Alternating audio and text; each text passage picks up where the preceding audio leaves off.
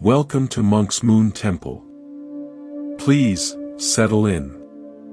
Let the sounds around you, the distant hum, the creak of your home, the quiet rhythm of your own breath, become the background music to our time together.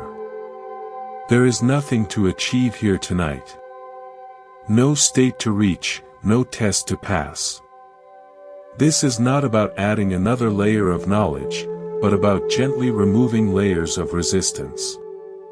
Imagine you are a deep lake.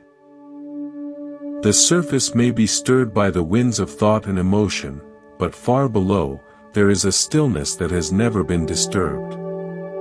We are not here to calm the storm on the surface.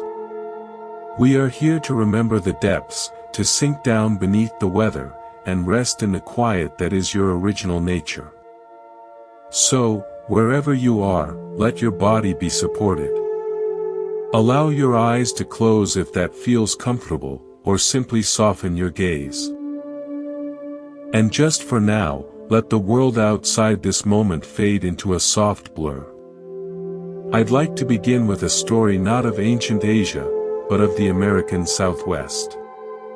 There is an art form among the Navajo people called sand painting. A healer, or Hatelii, will spend hours, even days, carefully pouring millions of grains of colored sand, crushed sandstone, charcoal, pollen, cornmeal, onto the ground to create an intricate, sacred mandala. This painting is a map of the cosmos, a prayer made visible. It is created with immense focus and intention, for a single purpose, to restore harmony and health to someone who is ill. The patient sits at its center. The healer chants, and the power of the symbols, the story in the sand, works its medicine. And then, when the ceremony is complete, the entire breathtaking masterpiece is swept away. The sands are gathered and returned to the earth.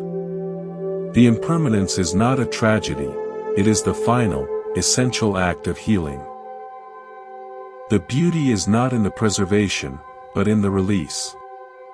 You see, we spend our lives trying to build permanent sandcastles on the shore of an ever-changing sea.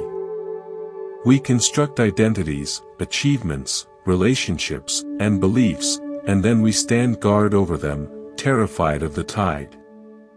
We think the erosion is the problem. But what if the healing, the wholeness, lies not in the frantic building and defending, but in the sacred art of letting the tide do its work?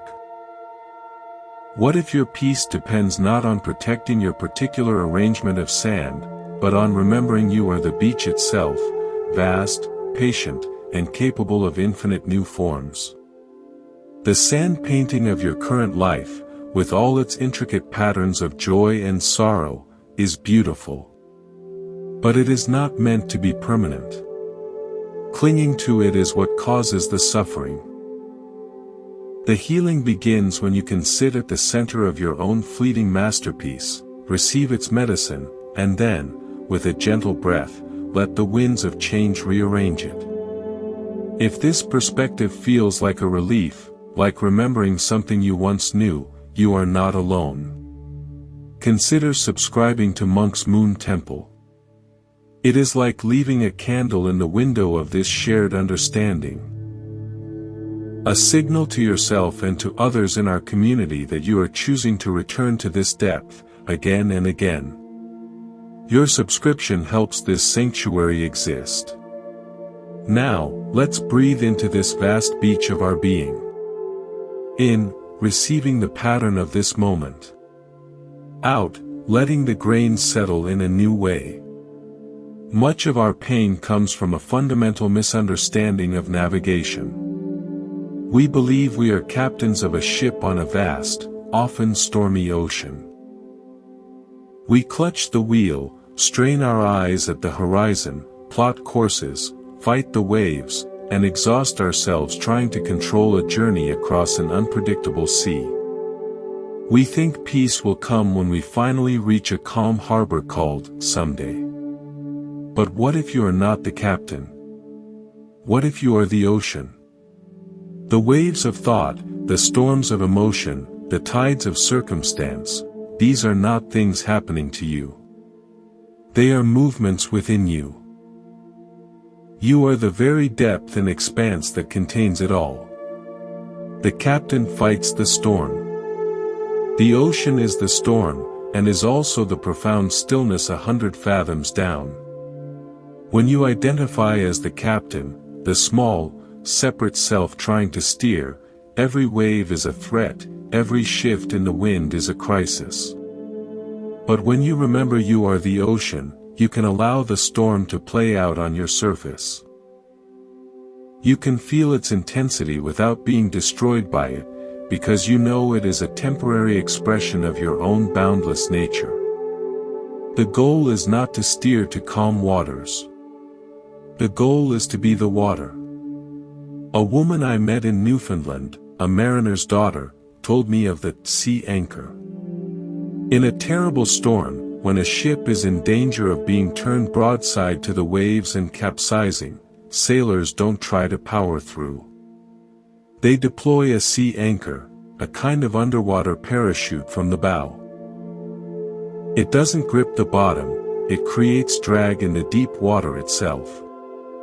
It doesn't stop the storm, but it keeps the ship stable, pointed into the waves so it can ride them out. Your breath, your mindful awareness, is your sea anchor. When the storm of anxiety, grief, or overwhelm hits, you cannot make it stop. But you can deploy your anchor into the deep stillness of your own presence. It won't remove you from the storm, but it will keep you from turning broadside to it.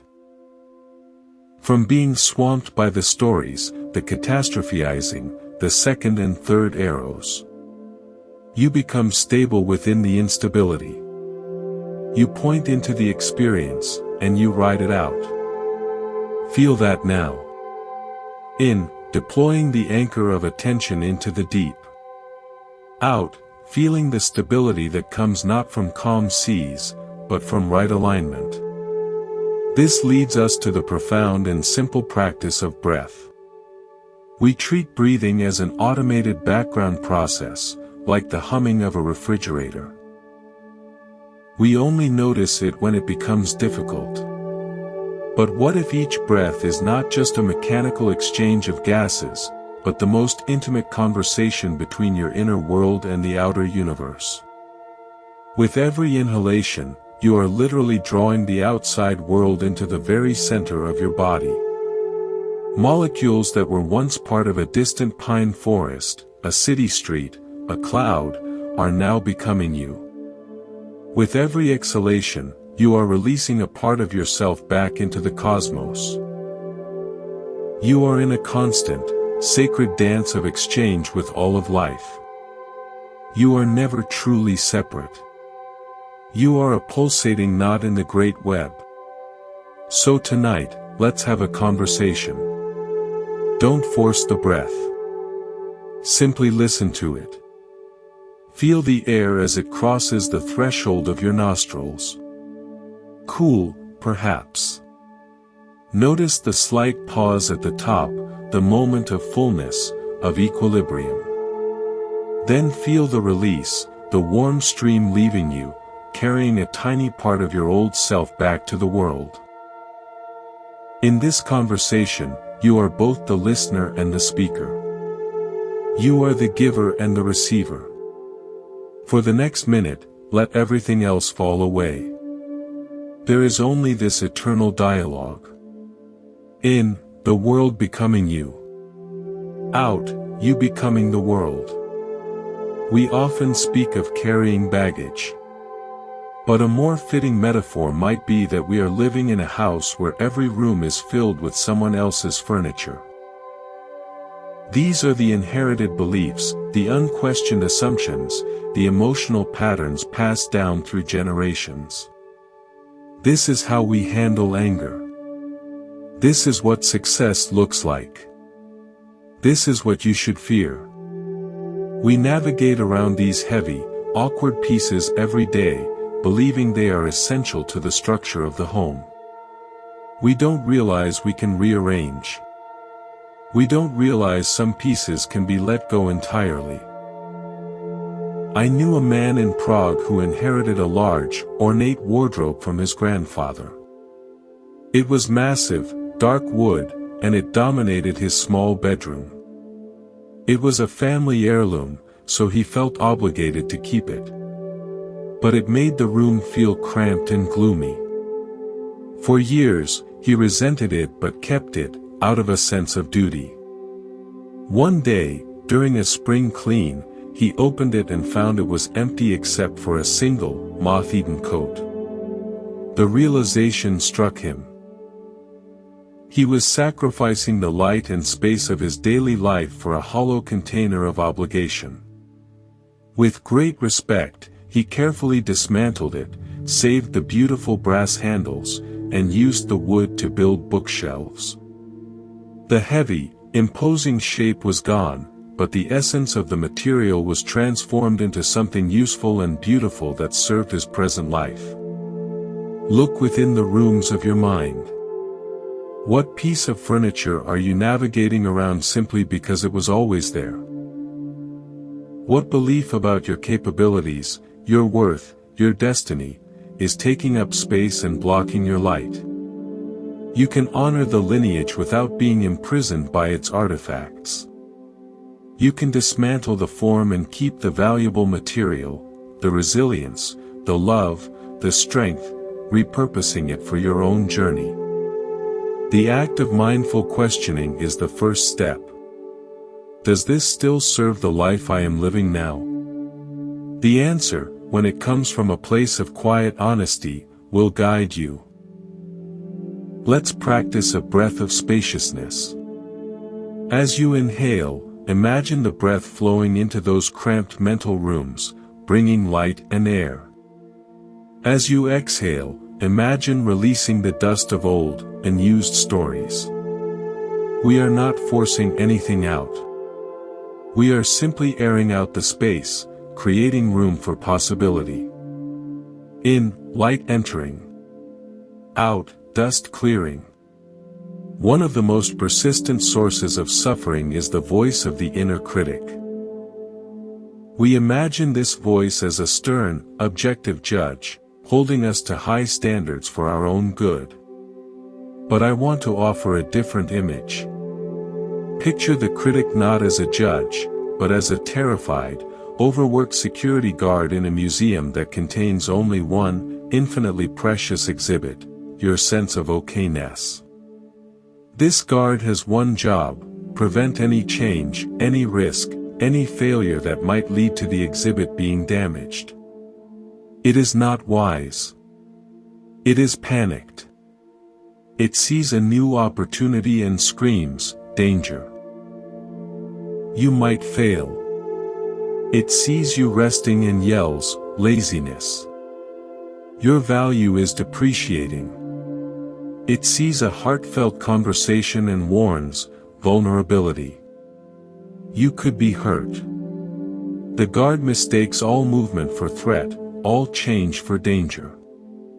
Its methods are harsh: shame, blame, anxiety, because it is operating from sheer terror. Your work is not to obey this guard or to fight it. Your work is to gently, firmly, become the curator of the museum. The curator has a wider view. She appreciates the precious exhibit, but she also knows that art must sometimes travel, be viewed in new light, even be temporarily taken down for restoration. She understands that the purpose of the museum is not ultimate security, but life, engagement, and meaning. When the security guard starts blaring its alarm at the thought of you applying for a new job, or setting a boundary, or simply sitting in quiet, you, as the curator, can say, "Thank you for your concern. I hear you.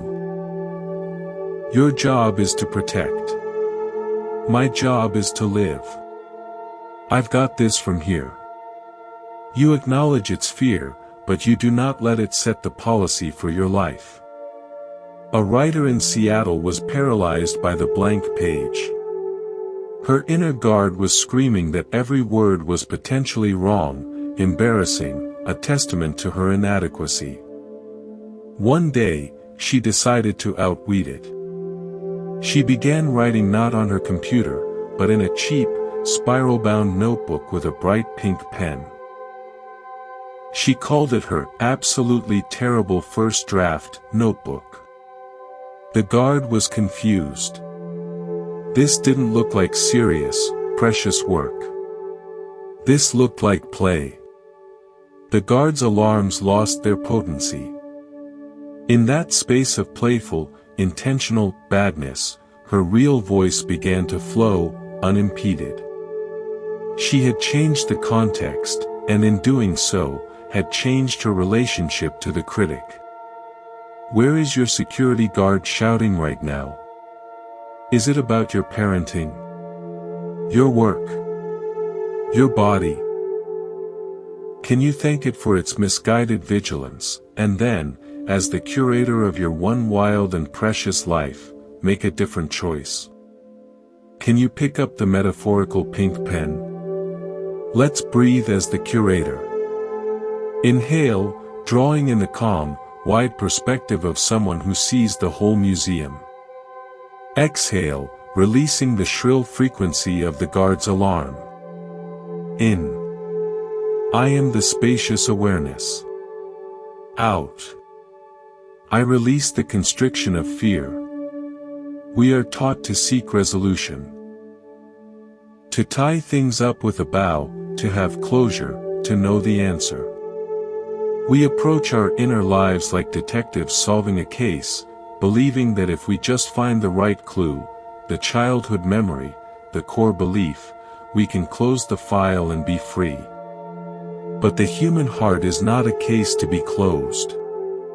It is a living ecosystem, more like a wetland than a courtroom.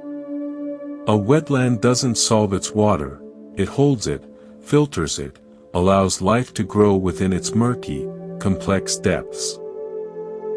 It is a place of transformation, not resolution. Trying to solve your sadness, your anxiety, or your anger is like trying to drain the wetland to find the source of the water. You'll just destroy a vital, life-giving habitat. The healing is in the holding.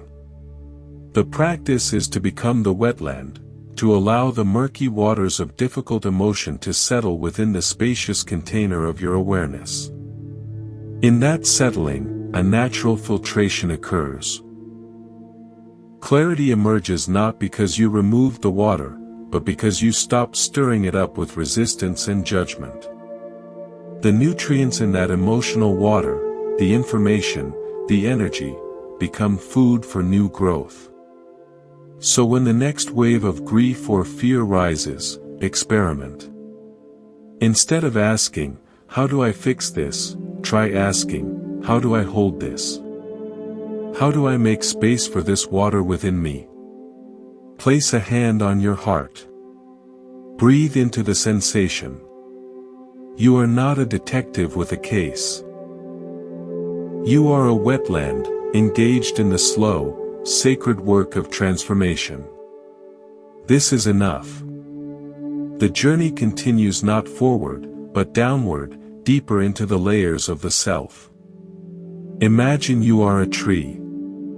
We have been observing the leaves rustling in the wind, the thoughts, the surface emotions. Now, let your awareness travel down the trunk, past the rough bark of your persona, down into the roots. These roots are your connection to everything that has made you. The soil of your ancestry, the deep groundwater of shared human experience.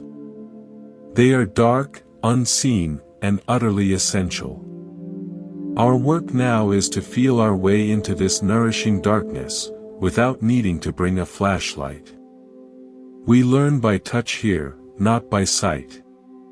There is a practice among traditional potters in rural Portugal. They don't source clay from a uniform, commercial bag. They walk the land, the riverbanks, the hills behind their homes, and they gather clay from specific places. They know that the clay from the bend in the river where the willows grow is perfect for one kind of vessel, it fires to a delicate, pale hue. The dense, red clay from the foothills is for baking dishes, strong and heat-retentive. The potter's first relationship is not with the wheel or the kiln, but with the earth itself. Each piece begins with an intimate knowledge of the specific, imperfect, unique material they have gathered. They don't curse the grit in the red clay. They understand it gives the baking dish its strength. They don't wish the willow clay were more rigid, its plasticity is what allows for graceful, thin-walled forms. You are the potter, and you are the clay. Your material is your life exactly as it is, your history, your temperament, your joys, your wounds, your quirks. The suffering begins when you reject your own clay. When you wish the gritty, resilient red clay of your difficult childhood were the smooth, porcelain-like material of someone else's easy grace. Or when you berate the delicate, sensitive willow clay of your empathy for not being as tough as you think it should be.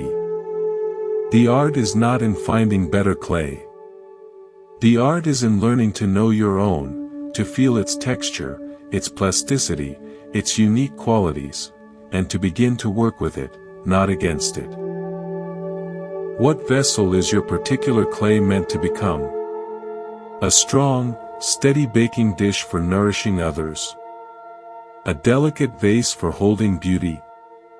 The answer lies in a deep, compassionate inquiry with the material of your own being. Let's feel our clay.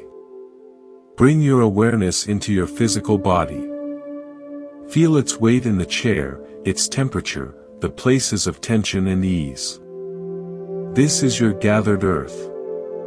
Without judgment, simply take inventory. Here is density. Here is softness. Here is a knot of old story. Here is a space of quiet. Inhale, and imagine breath as water, softening the clay, making it pliable. Exhale, releasing any notion that it should be different.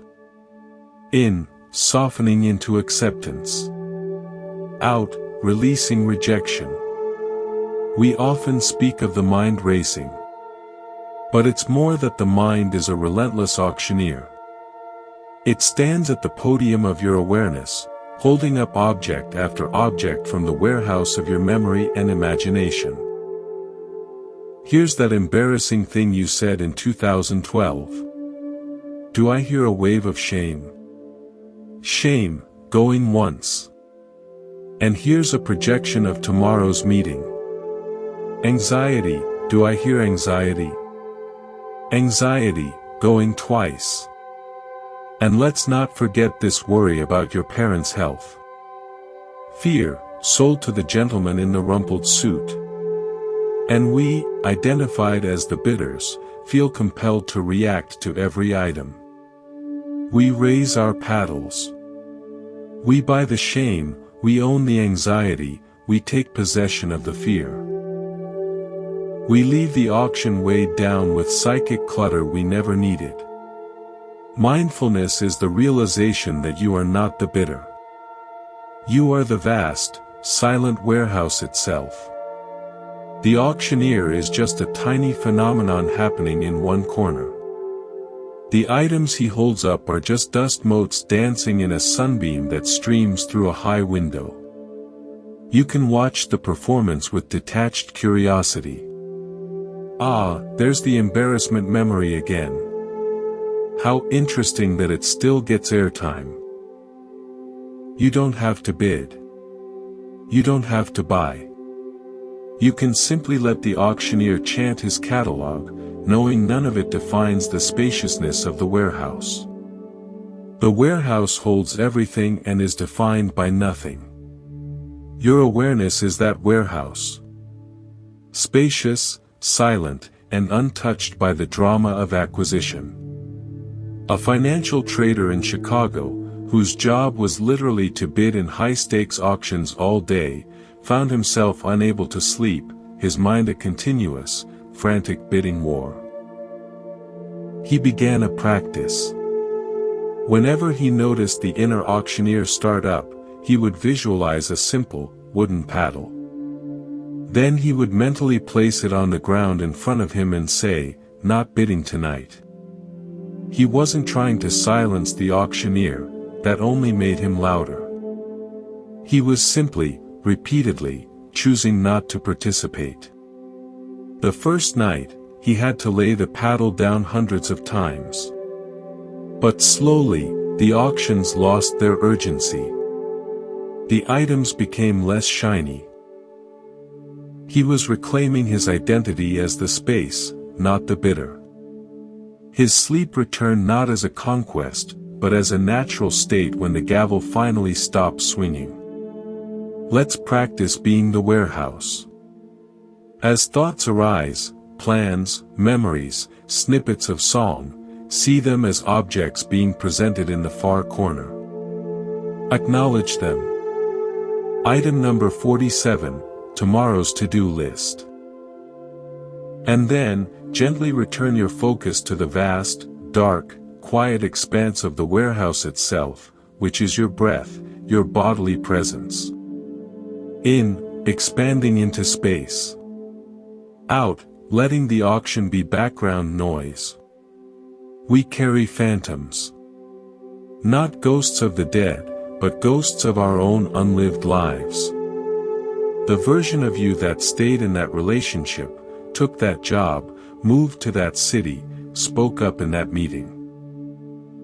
These phantom selves live in the peripheral vision of your psyche, haunting you with a vague sense of, what if? They are not real, but their pull can feel tangible, draining energy from the life you are actually living. In Icelandic folklore, there are tales of the fylgja, a follower spirit, often an animal, that represents a person's essence or fate. But sometimes, a person could have a hamingja, a phantom of luck or a possible future self, that would appear at crossroads. To follow it was risky, it could lead to greatness or disaster. The key was to know your own core spirit, fylgja, so well that you could discern whether the phantom was a true calling or a distracting mirage. Your phantom selves are like these hamingja. The phantom of the successful executive shimmers when you're tired of your creative but unstable work. The phantom of the free-spirited artist whispers when you're deep in spreadsheets.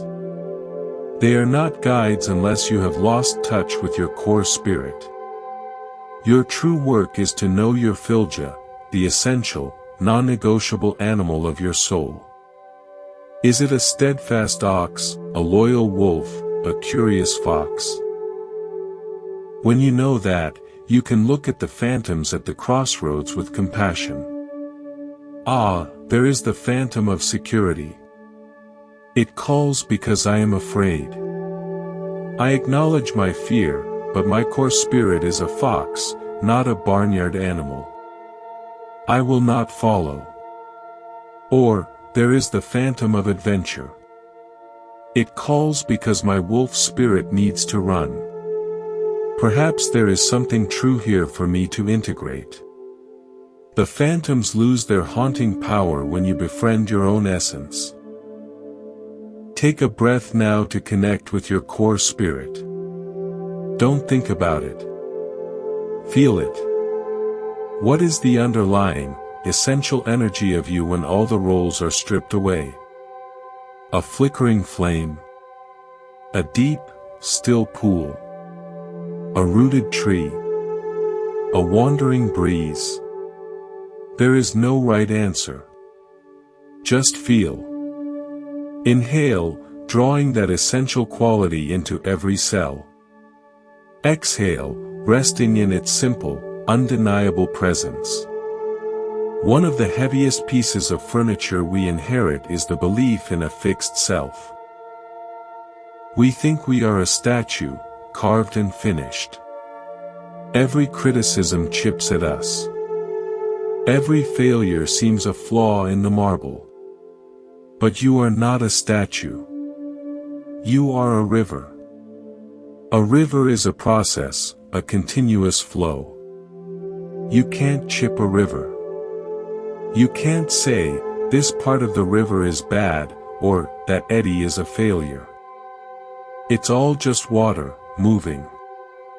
The water at the source is not better than the water at the delta. It's all the same river, different moments in a long, transformative journey. A fixed identity is a frozen river, ice. It may look solid and impressive, but it cannot move, it cannot reach the sea, it cannot nourish the banks. Suffering is the sound of the ice cracking as life, which is inherently movement, tries to flow. The practice of mindfulness is the gentle, persistent sun that thaws the ice, allowing you to become the river again, fluid, adaptive, alive. When you feel the crack of anxiety, of shame, of, I'm not good enough, hear it not as your statue breaking, but as the ice of a fixed idea melting. The discomfort is the movement of returning to your true, fluid nature. A dancer in Havana struggled for years with a rigid idea of what her technique should look like, the perfect lines, the impossible extensions of her idols. She was a frozen river of discipline, beautiful but brittle, constantly judging herself for not being a perfect statue. An injury forced her to stop.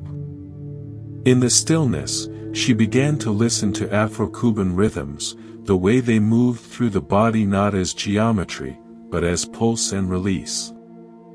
When she returned to movement, she allowed the rhythm, not the ideal image, to lead. Her dance became a river, sometimes powerful, sometimes gentle, always flowing. She discovered her technique wasn't in the shape, but in the surrender to the current of life moving through her. Where have you frozen yourself into a statue? I am the responsible one. I am a mess. I am the funny friend. Feel the places where that ice is cracking. Can you welcome the thaw, the return to flow, even if it feels messy and uncertain? The river is always heading home to the ocean. You don't have to steer. You just have to allow the flow. Let's breathe as the river. Inhale, drawing in the fluidity of life. Exhale, releasing the rigidity of fixed ideas. Feel yourself flowing, moment by moment, breath by breath. In, fluidity. Out, release. Now turning our attention outward from the inner landscape to the space between us, the delicate, potent architecture of relationship. If the self is a river, then relationship is the confluence where two rivers meet, creating a new, shared current. It can be a place of tremendous energy and nourishment, or of turbulent collision. Our practice now is to learn the art of conscious confluence. Imagine you are not just a potter working with your own clay, but you are in a shared studio. Others are at their wheels, working with their own unique gathered earth. Suffering in relationship often comes from crossing the studio to critique another's technique, or to demand they use your clay, or to feel offended that the vessel they are creating isn't the perfect complementary piece for your own. We waste immense energy trying to control the craftsmanship on the other side of the room, while our own centering suffers, and our own piece goes wobbly and misshapen. The first principle of the shared studio is this. You are only the curator of your own wheel. Your hands can only work your own clay. Your responsibility is to your own centering, your own intention, your own gentle pressure. From this place of deep, attentive engagement with your own process, something remarkable happens. A harmony emerges. You are not making matching sets.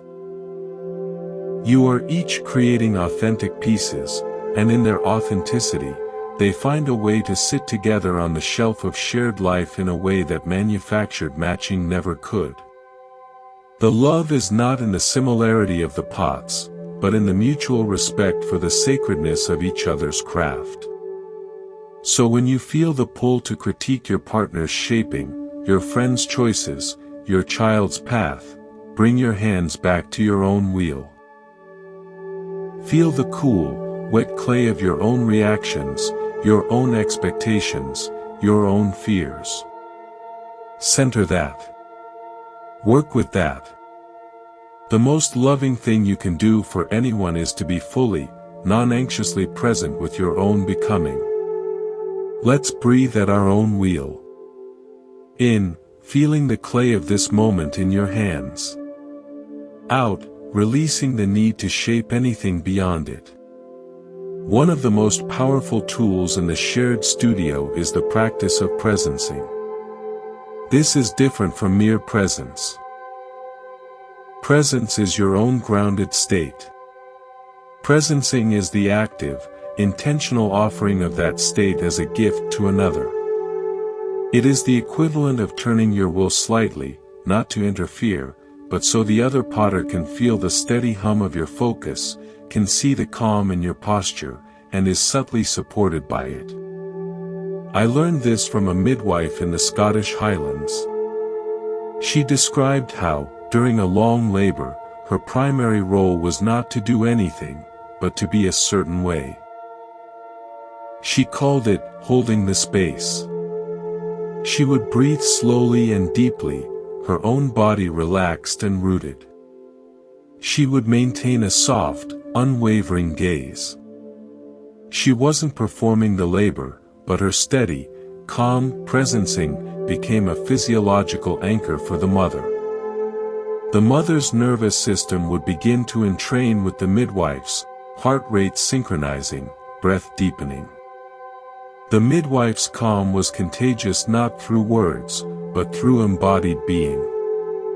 You can do this. When someone you love is in their own kind of labor, emotional, mental, creative, you don't need to have the answers. You need to cultivate and offer your own deep calm. Sit with them. Breathe consciously, allowing your exhalation to be a little longer, a little slower. Root your own body. Your silent, steady presencing is a lighthouse. It doesn't calm the storm for them, but it shows them where the steady shore is. It says, without words, the storm is not all there is. Here, in me, you can remember the solid ground. You can borrow my calm until you find your own. Try this the next time you are with someone in distress. Before you search for a solution, before you offer advice, take 3 conscious breaths to anchor yourself. Then simply sit, breathe, and be a lighthouse. You will be amazed at how often the person, feeling this unspoken anchor, begins to find their own way through. Let's practice presencing for ourselves first. Inhale, drawing calm from the core of your being. Exhale, radiating that calm like a soft light through your body, filling the space around you. You are your own lighthouse first. This brings us to the language of the heart. We think communication is about exchanging information. But at the deepest level, it is about exchanging states of being. The words are just carriers, the real message is the energy behind them. Like a teacup, it can hold soothing chamomile or scalding bitterness. We focus on the cup, the specific words said or unsaid, while the real impact is from the liquid poured into it. There are 4 essential teas we can brew and offer in our communication. The first is acknowledgement. This is the simple, hot water of human interaction. I see you. I hear you. It is the base of everything. Without it, every other herb tastes bitter. The second is curiosity. This is the mint leaf, refreshing, opening. Tell me more about that. What was that like for you? It signals that the other person's inner world is fascinating to you. The third is empathy. This is the chamomile, soothing, calming. That sounds so difficult. I can feel how much that hurt. It doesn't try to fix, it validates the feeling. The fourth is shared humanity. This is the honey, sweet, connecting. I have felt that too. It makes sense to me that you'd feel that way. It dissolves isolation. Most conflicts happen when we are serving empty cups or cups filled with the wrong brew. We serve advice, a bitter root, when someone needs empathy. We serve defensiveness, a sour berry, when someone needs acknowledgement. Before you speak, pause. Ask yourself inwardly, what brew does this moment most need? Then pour that. A couple in Mexico City, on the brink of separation, tried an experiment. For 1 week, they banned all problem-solving and debating. Their only allowed responses to each other were phrases that brewed these 4 T's. If he said, "I'm overwhelmed with work," she couldn't say, "Well, you should delegate more." Instead, she had to choose, acknowledgement, "I see how hard you're working," curiosity, "What's the most overwhelming part?" empathy, "That sounds incredibly draining," or shared humanity, "I get overwhelmed like that too, it's so tough." At first, it felt artificial. But by day 3, a thaw began. They realized they had been locked in a battle of solutions and counter-arguments, while their deeper need was simply to be seen and felt. The empty space between them began to fill with warmth, not with more words. Let's brew a cup of acknowledgement for ourselves right now. Place a hand on your heart. Silently say, "I see you. I am here with you." Feel the warm, simple truth of that. Inhale it. Exhale any sense of being unseen. Within the shared studio, we will inevitably experience friction. Our clay will splash onto another's piece. Their spinning wheel will seem too loud. This friction is not a sign of failure, it is the necessary grit that can polish, if we know how to use it. The problem is not friction, but the story of aggression we layer onto it. Imagine 2 tectonic plates. Where they meet, there is constant, immense pressure. This is relationship.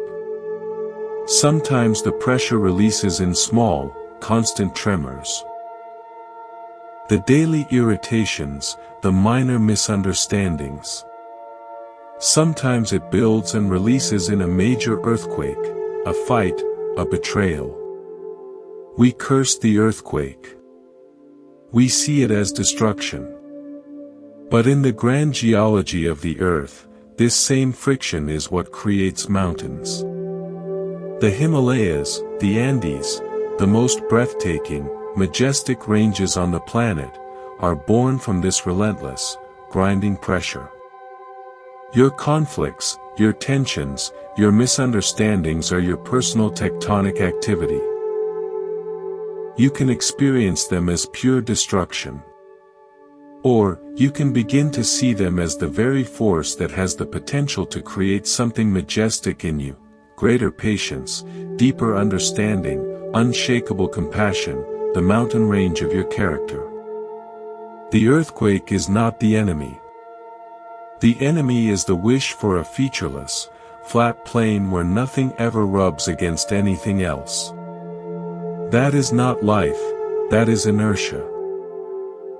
So when the next tremor of irritation comes, instead of wishing it away, pause. Feel the pressure. Ask, what mountain is this friction trying to form in me? What quality is being forged here? Perhaps it's the mountain of boundary. Perhaps it's the peak of letting go. Perhaps it's the rugged range of forgiveness. The friction is the sculptor. You are the emerging mountain. Breathe into the places of inner pressure. Inhale, feeling the geological forces at work within you. Exhale, trusting that they are creating your unique and solid form. Let us now turn our attention to a dimension that touches every part of our lives, yet remains one of our greatest sources of confusion and suffering, the river of time. We live as if perched on its bank, watching the current rush past, the past flowing away behind us, the future tumbling toward us, and we, stranded on a rock in between, trying to grab hold of certain flotsam and avoid other debris. We call this rock the present, but we are so busy leaning backward and forward that we never truly stand upon it. Our practice now is to learn to step off the rock and into the river itself. Not to be swept away, but to discover we are the water. We have a profound misunderstanding of impermanence. We see it as loss. The flower dies. The season ends. The child grows. The moment passes. We clutch at what is leaving, and we fear what is coming. But what if impermanence is not the enemy of beauty, but its very source? Consider the art of ikebana, the Japanese practice of flower arranging. It is not about creating a permanent display. It is about creating a moment of breathtaking harmony among stem, leaf, blossom, and space, a harmony that is acutely alive precisely because it is fleeting. The arranger chooses each element with the full knowledge that its peak is now, and that its fading is part of the composition's truth. The beauty is infused with the sweet sadness of mono no aware, the poignant awareness of the transience of things. This sadness is not bitter, it is what makes the beauty profound, real, and precious. Your life is your ikebana. This day, this mood, this constellation of relationships and tasks, it is a unique arrangement that has never existed before and will never exist again. To waste it by wishing it were a different flower, a sturdier stem, or a more permanent vase, is to miss the entire art form. The practice is to step back, even for a moment, and behold the arrangement of this hour. See its particular balance of light and shadow, of joy and tedium. Honor its fleeting perfection. The wilting is already part of the design. This awareness does not lead to apathy, but to a more vivid, tender engagement with the now. Let's breathe with our ikebana. Inhale, taking in the unique bouquet of this moment.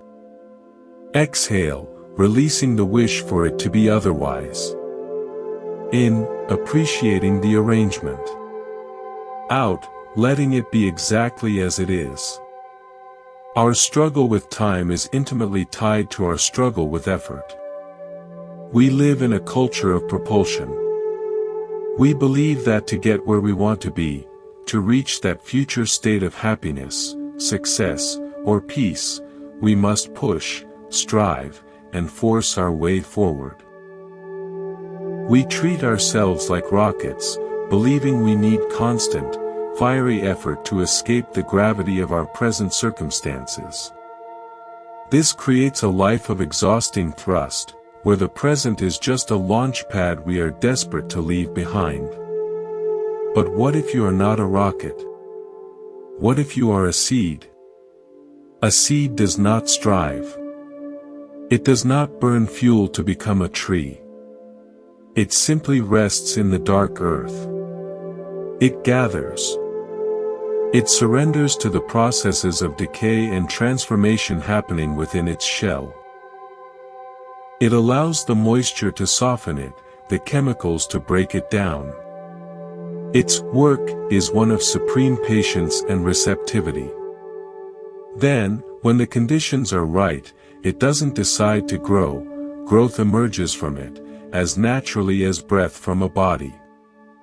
The seedling pushes toward the light not through anxious striving, but through the irresistible impulse of life itself.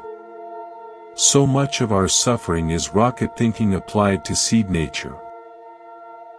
We try to force our blossoming through willpower alone, burning ourselves out on the launch pad, when what we need is the dark, quiet, patient gathering of the seed. Are you in a season of darkness, of not knowing, of inner breakdown? This may not be failure. This may be your seed time. Your work is not to thrust, but to rest. To allow the necessary softening. To trust that the intelligence of life within you knows precisely what it is doing, and that your efforting may actually be a crust of resistance around the shell. Practice being the seed. Inhale, drawing in nourishment and moisture from the dark quiet. Exhale, releasing the tension of needing to sprout today. Your unfolding has its own timeless schedule. This leads us to a radical redefinition of rest. We think of rest as the absence of work. The blank space between productive activities. We take a break so we can return to the real work refreshed. But what if rest is not the opposite of work? What if it is a different quality of engagement altogether? In music, the rest is not emptiness. It is a vital, intentional silence that gives shape to the sound. It creates anticipation, provides resolution, and allows the previous note to resonate fully. Without rests, music is just noise. Your life needs its rests. Not as pauses from your melody, but as essential elements of the melody itself. The silent walk. The gaze out the window. The few breaths before answering the phone. The conscious transition from one task to another. These are not wasted time. They are the spaces that allow the notes of your actions to have meaning, to land, to connect. When you fill every moment with productive noise, you create a cacophony, not a symphony. There is a tradition in Swedish culture called fika. It is more than a coffee break. It is a sacred pause, often shared with others, where the explicit purpose is to step out of the stream of doing and simply be with the coffee, the pastry, the conversation, the moment. Work exists to support fika, not the other way around. It is a formalized, culturally honored rest note. Create your own fika. It doesn't require coffee or a colleague. It requires intention. Set a timer for 5 minutes. Sit. Look at your hands. Listen to the most distant sound you can hear. Feel your breath. You are not recharging for work. You are composing the silence that makes your work, and your life, into music. Let's compose a rest note together now. For the next 3 breath cycles, do nothing but listen to the silence underneath the sounds. In, listening to the space between. Out, being that space. Our fear of time is, at its root, a fear of death. We see death as the ultimate full stop, the period at the end of the sentence. But what if we have the punctuation wrong? What if death is not a period, but a comma? A pause for breath before the sentence continues in a form our current grammar cannot comprehend. The scientific law of the conservation of energy states that energy cannot be created or destroyed, only transformed. The light and heat from a burning log were once sunlight stored in a tree. The ash and smoke will become part of the soil and air, feeding new life. Nothing is lost, everything is recycled. You are not a solid noun in the sentence of the universe. You are a verb, a process of energy, constantly exchanging with the environment. You are a temporary, beautiful eddy in the eternal flow. The eddy has a beginning and an end. The flow does not. A physicist friend once shared this with me during a walk. He picked up a dry leaf. This leaf, he said, is a temporary configuration of atoms that once were in the soil, the air, a dinosaur's breath, a distant star.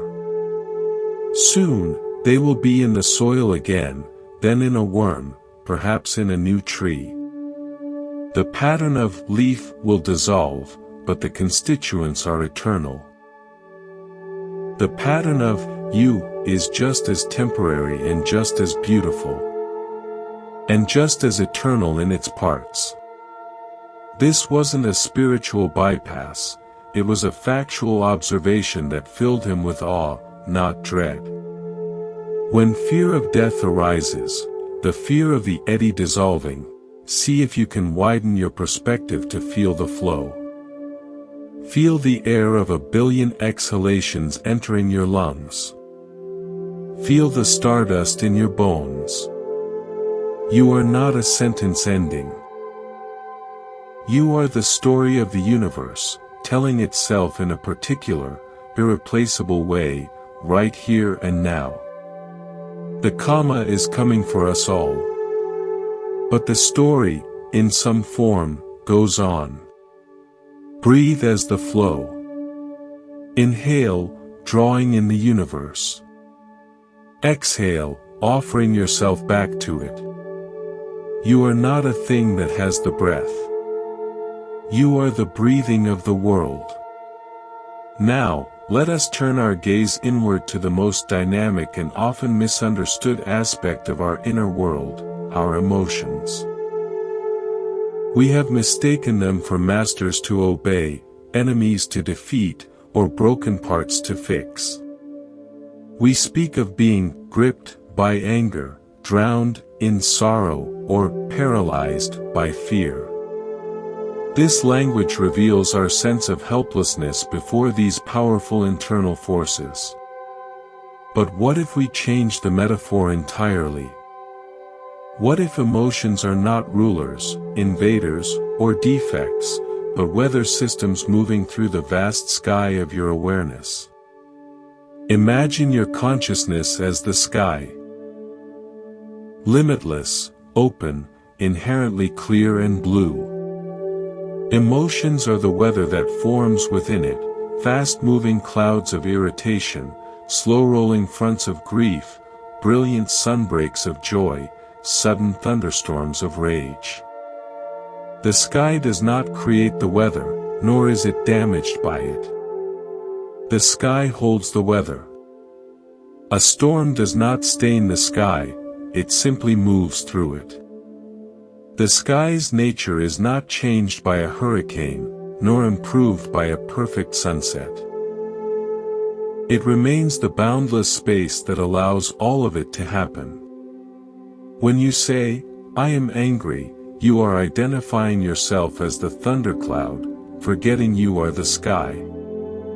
This is the root of suffering. The practice is to feel the contraction of anger, the heaviness of sadness, the electric crackle of anxiety, while simultaneously feeling the boundless, unaffected space in which these sensations are appearing. You are not the storm. You are the awareness that knows the storm. This shift in identity, from the weather to the sky, is the foundation of emotional freedom. Let's practice being the sky. Close your eyes if you wish. Feel the inner space of your mind. Now, notice any emotional weather present. Is there a slight breeze of restlessness? A patch of foggy melancholy? A distant rumble of worry?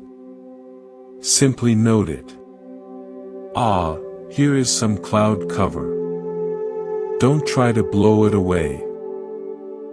Just feel the sky-like spaciousness that surrounds it, holds it, and is infinitely larger than it. Breathe as the sky. In, vastness.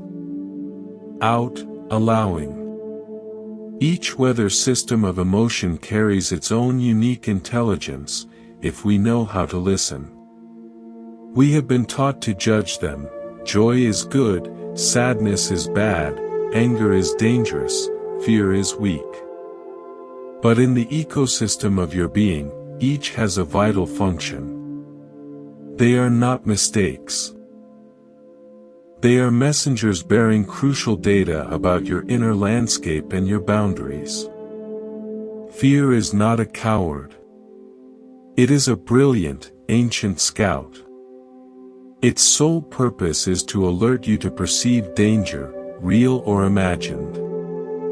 The suffering comes not from the scout's alarm, but from the general, your thinking mind, who, upon hearing the alarm, mobilizes the entire army, launches missiles, and starts planning for a 50-year war, all because a scout saw a shadow in the woods.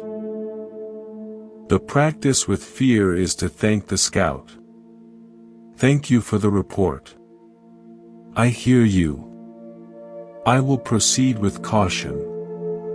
Then, from the calm center of the general's tent, you assess, is this a shadow or a real threat?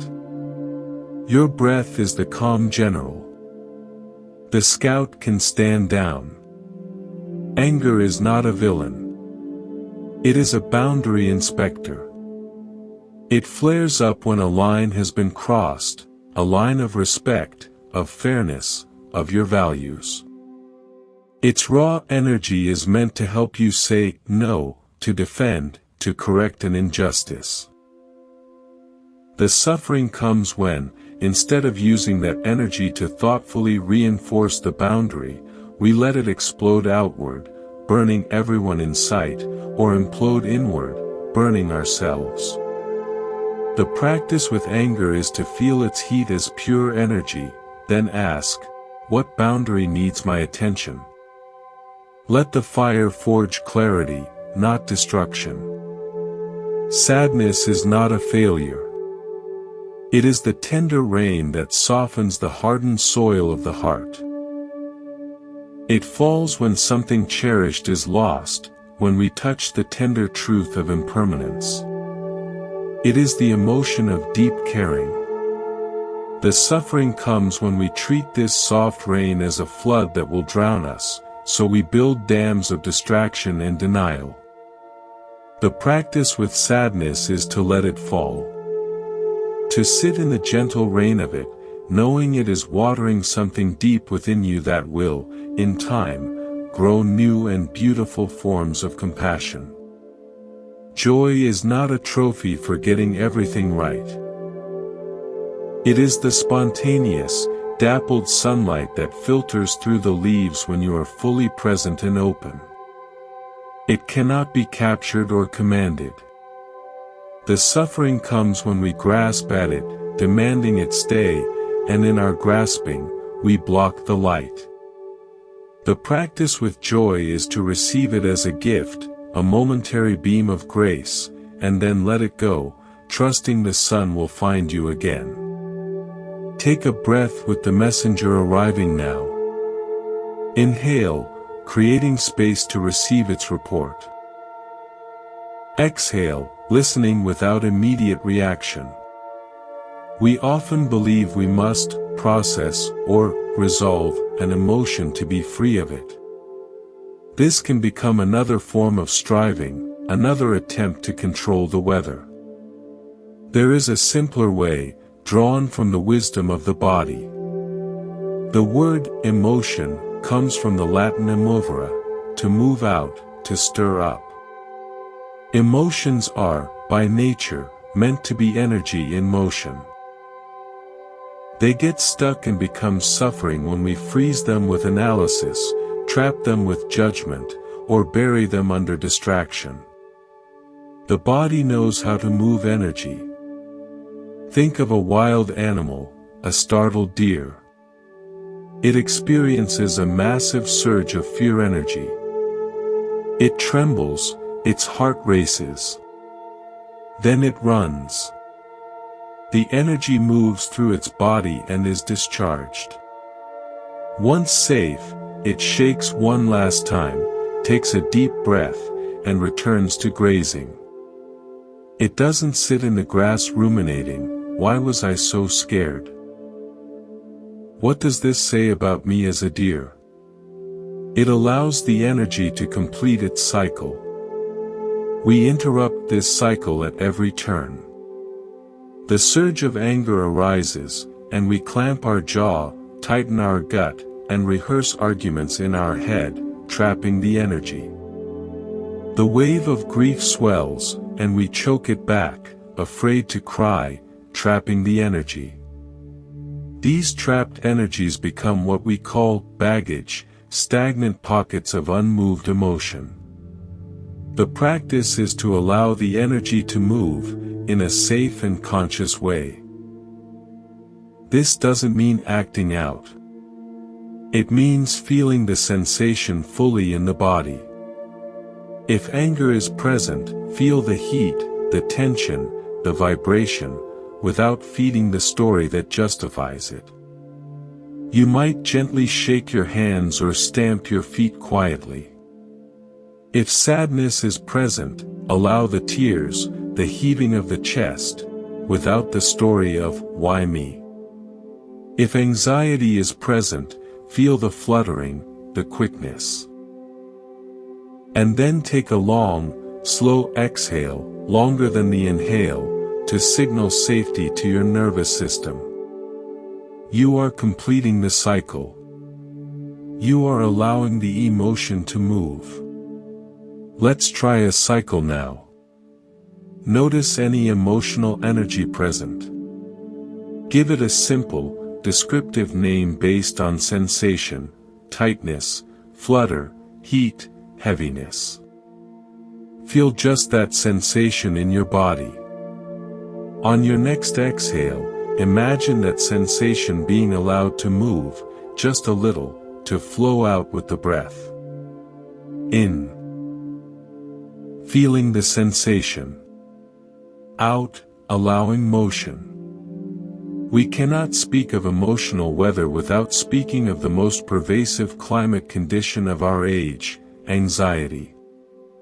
Modern anxiety is often less about immediate physical danger and more about a terrifying relationship with the future. It is the mind's attempt to control the uncontrollable by pre-living every possible catastrophe. It is like being a film director who, instead of shooting one movie, tries to shoot every possible version of the script simultaneously, each one a horror film. It is utterly exhausting. There is an ancient navigational technique used by Polynesian voyagers, wayfinding. They would traverse thousands of miles of open ocean in canoes, without instruments, by reading subtle signs, the swell of the waves, the flight patterns of birds, the position of stars, the feel of the wind. They did not have a detailed map of the ocean ahead. They could not control the weather. Instead, they cultivated a profound sensitivity to where they were right now. From that deep, present moment attunement, the next right move would reveal itself. They trusted that the signs for the next leg of the journey would appear when they needed them, not before. Anxiety is the opposite of wayfinding. It is trying to chart the entire ocean in a storm, from a locked room, using a faulty map. The antidote is to become a wayfinder of your own life. When anxiety about the future grips you, drop the map. Come back to the canoe of your body. Feel the solid wood beneath you, your seat. Feel the swell of your breath. Look at the stars of this moment. What is actually, sensorially true right now? I am safe in this room. My heart is beating. The air is cool. From this deep attunement to the present, you regain your bearing. The next step, the next breath, becomes clear. You cannot see the destination, but you can feel the current that will take you there. Trust the wayfinding capacity of your own conscious presence. Breathe as a wayfinder. Inhale, coming home to the canoe of your body. Exhale, releasing the need to see the distant shore. We now arrive at a crossroads of profound power, the intersection of perception and reality. We believe we experience the world directly, as it is. But what we actually experience is the world as filtered through the stories we tell ourselves about it. These stories are not neutral. They are the architects of your suffering and your joy. They are the lenses through which the light of reality passes, coloring everything you see. To change your life, you do not always need to change your circumstances. You need to become aware of the lens, and learn that you can, with gentle practice, polish it or even choose a different one. Imagine you are wearing a pair of glasses you forgot you had on. One lens is etched with the words, "I am not enough."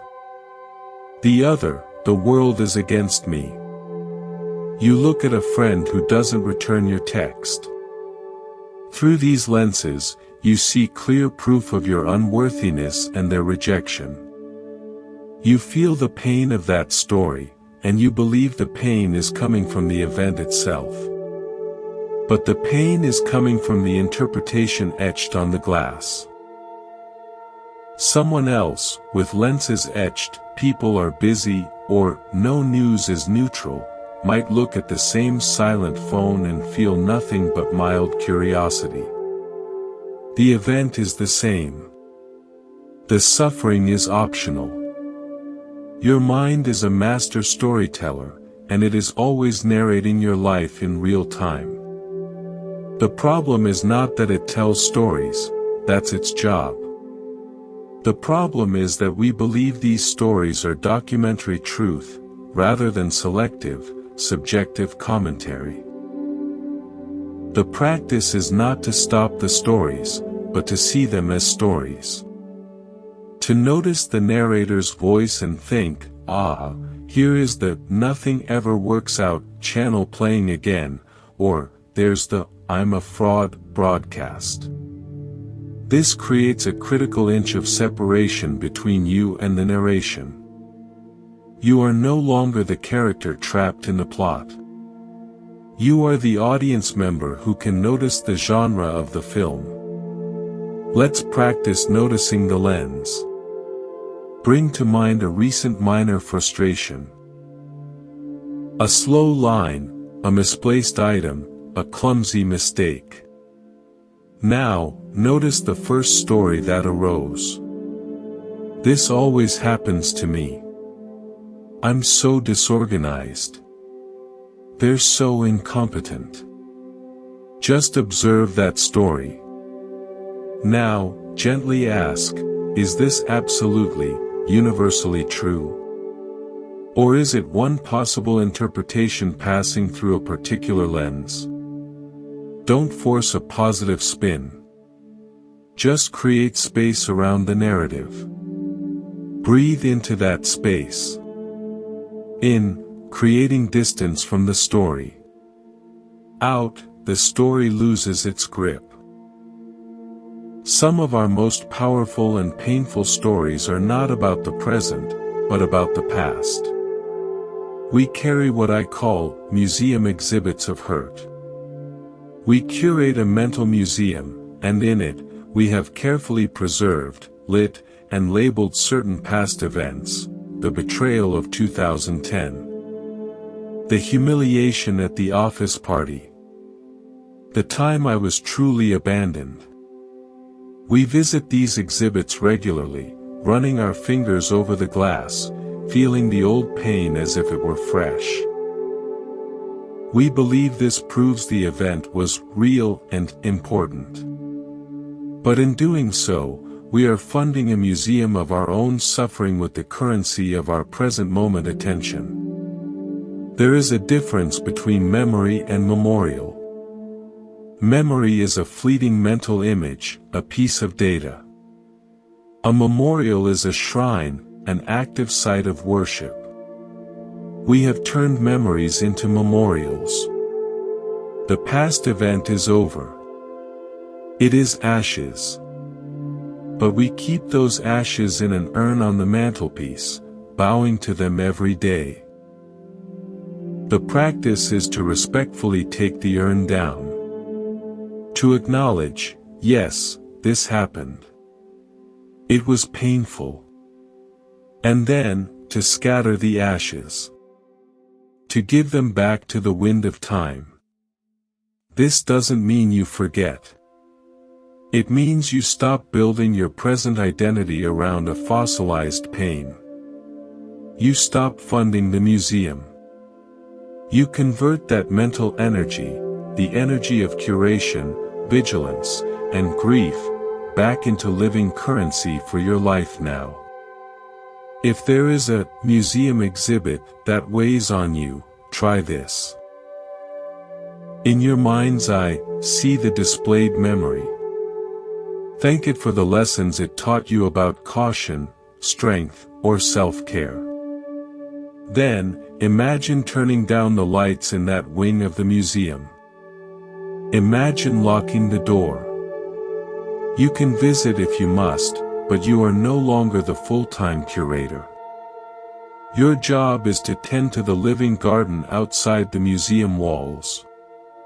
Exhale, and scatter the ashes of that story. Breathe in the fresh air of the unburdened present. Just as we build museums to the past, we write elaborate screenplays of the future. These are not practical plans. They are full-blown cinematic productions, often in the horror or tragedy genre, starring you as the doomed protagonist. The presentation where I freeze. The illness that bankrupts us. The lonely retirement. We rehearse these screenplays relentlessly, feeling the anxiety, shame, and dread as if the events were actually occurring. Our nervous system cannot tell the difference between a vividly imagined catastrophe and a real one. We are living the suffering of a future that almost certainly will never happen in the way we fear. You are not a passive actor in these screenplays. You are the writer, director, and producer. This is good news, because it means you have the power to say, cut. To change the genre. You don't have to write a saccharine, unrealistic fantasy. But you can write a different kind of story. When you catch yourself deep in a horror film rehearsal, pause. Say to your mind, "Thank you for trying to protect me by showing me possible dangers. I've noted the concern." Then, consciously rewrite the next scene in the genre of competent drama, or even quiet curiosity. In this version, I give the presentation and stumble on a word.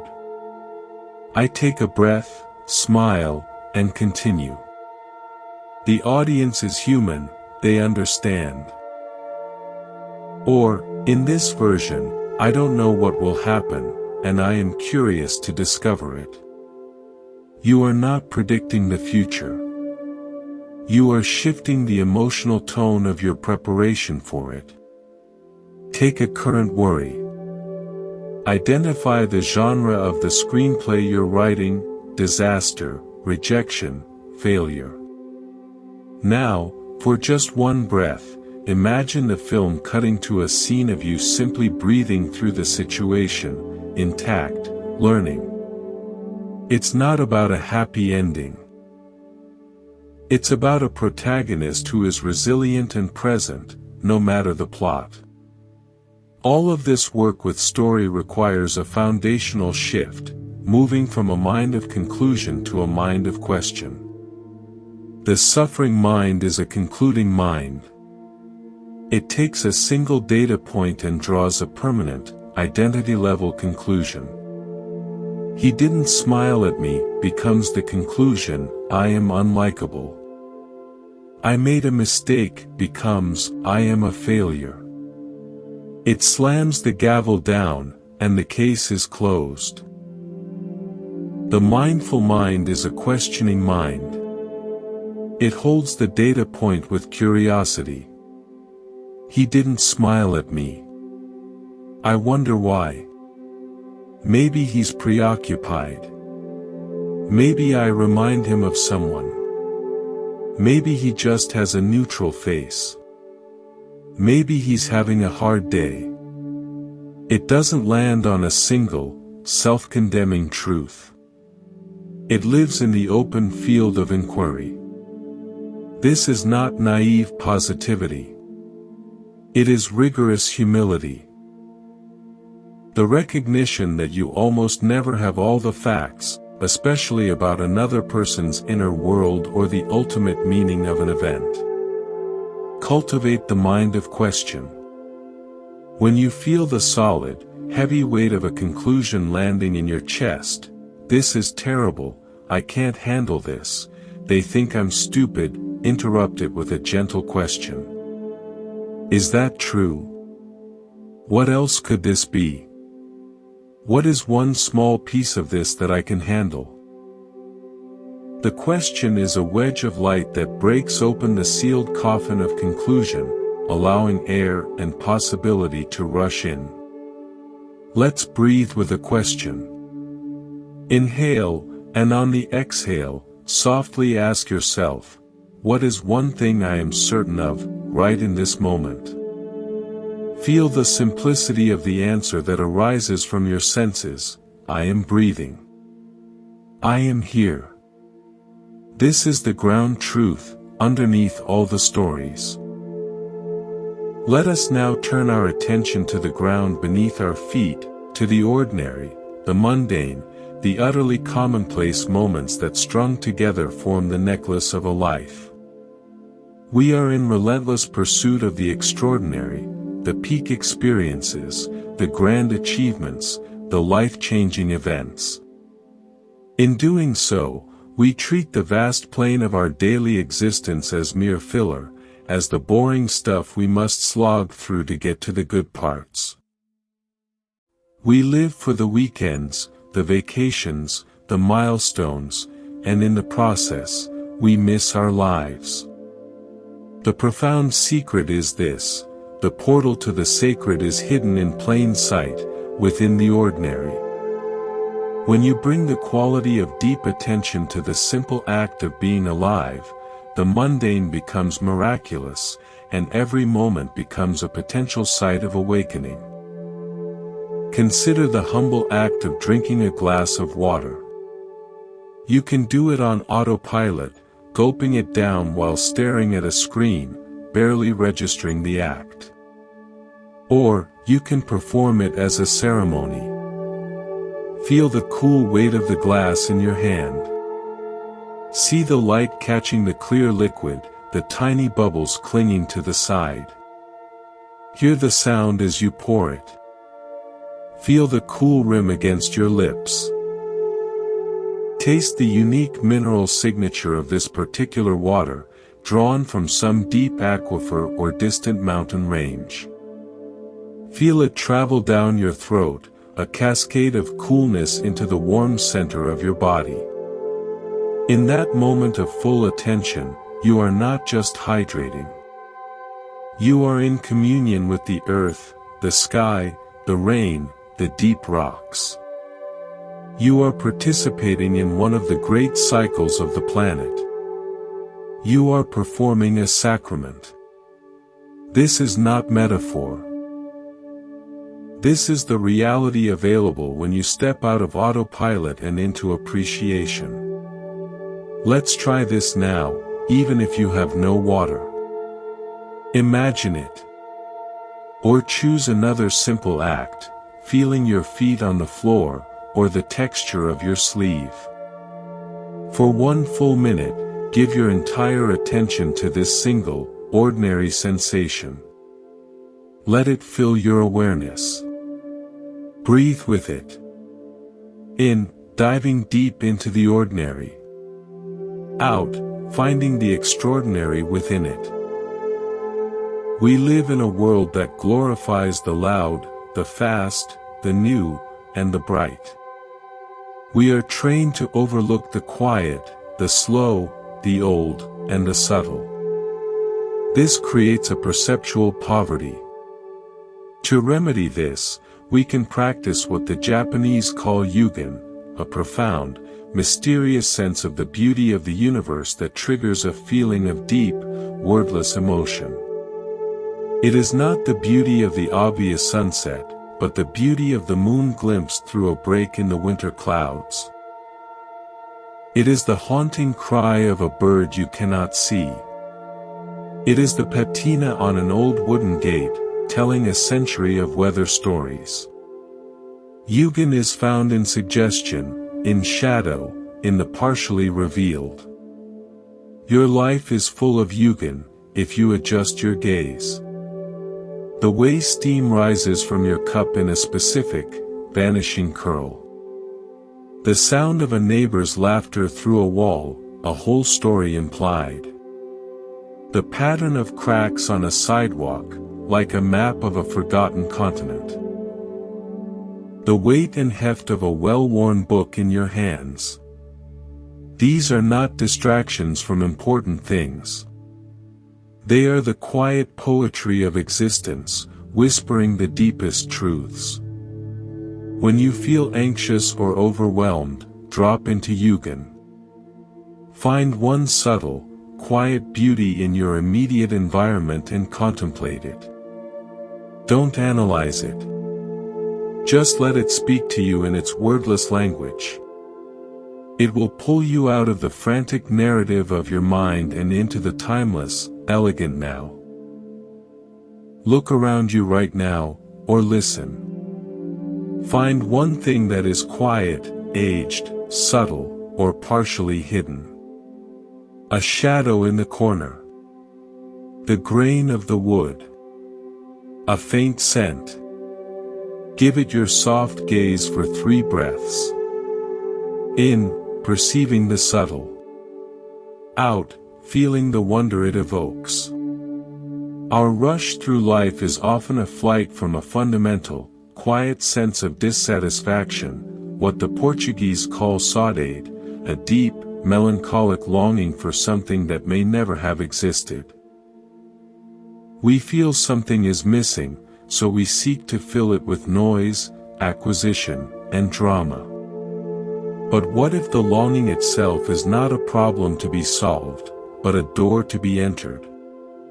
What if saudade is the soul's memory of its own vastness, aching for you to stop searching out there and to come home in here? The practice is to sit with the longing when it arises. Don't reach for the phone, the snack, the online cart. Simply feel the hollow, aching space inside. Breathe into it. This emptiness is not your enemy. It is the most honest part of you, refusing to be satisfied with the trivial. It is a sacred space, cleared for something authentic to land. When you stop trying to fill it, you may discover it begins to fill on its own, not with things, but with a quiet, pervasive sense of presence. The longing was for the depth of your own being, which you had abandoned in your search for superficial satiation. Saudade is your heart's compass, pointing you inward. If you feel that vague ache of something missing right now, don't run. Place a hand on your heart. Breathe into the ache. Say silently, I am here with you. What is it you truly long for? Listen not with your mind, but with your whole body. The answer may not be a word. It may be a feeling of peace, a need for rest, a whisper of love for yourself. In, honoring the longing. Out, finding home in the very heart of it. The transformation of the ordinary requires that we become connoisseurs of attention. A connoisseur does not gulp the wine, she savors it. She notices the bouquet, the legs on the glass, the first notes on the palate, the long finish. She appreciates complexity and nuance. We must become connoisseurs of our own experience. This means breaking the habit of continuous partial attention, where we are doing one thing while thinking of 3 others. Choose one routine activity today. Washing dishes, brushing your teeth, walking to your car, and perform it as a connoisseur. If it's washing dishes, feel the temperature of the water, the slipperiness of the soap, the shape of each plate, the sound of the scrub. Notice the play of light on the bubbles. When your mind darts to what you'll do next, gently return it to the sensation of the now. You are not just cleaning dishes, you are attending to the miracle of water, cleanliness, and the caring maintenance of your life. In this focused attention, boredom becomes curiosity, and chore becomes meditation. Let's practice for 1 minute with your breath, the most ordinary process of all. Be a connoisseur of this breath. Where do you feel it most vividly? In the nostrils. The rise of the chest. The expansion of the ribs. Is it smooth or textured? Deep or shallow? There is no right answer. Simply explore the nuanced experience of being breathed. In, savoring the arrival. Out, savoring the release. Finally, we come to the practice of dedication. This is the art of infusing small, ordinary acts with great love and intention. It is the difference between making breakfast and making an offering. In the Tibetan tradition, it is common to dedicate the merit of any positive action, however small, to the benefit of all beings. You can adapt this beautifully. As you perform a simple act, making your bed, preparing a meal, writing an email, pause for a second and set an intention. May this act contribute to the order and peace of my home. May this nourishment give me strength to be kind today. May this communication bring clarity and not confusion. You are no longer just completing a task, you are weaving a thread of conscious purpose into the fabric of your day. The action becomes a prayer, a small ritual of meaning-making. This practice collapses the artificial distinction between the spiritual and the everyday. Everything becomes part of the path. As we close this part, dedicate this moment of listening and breathing.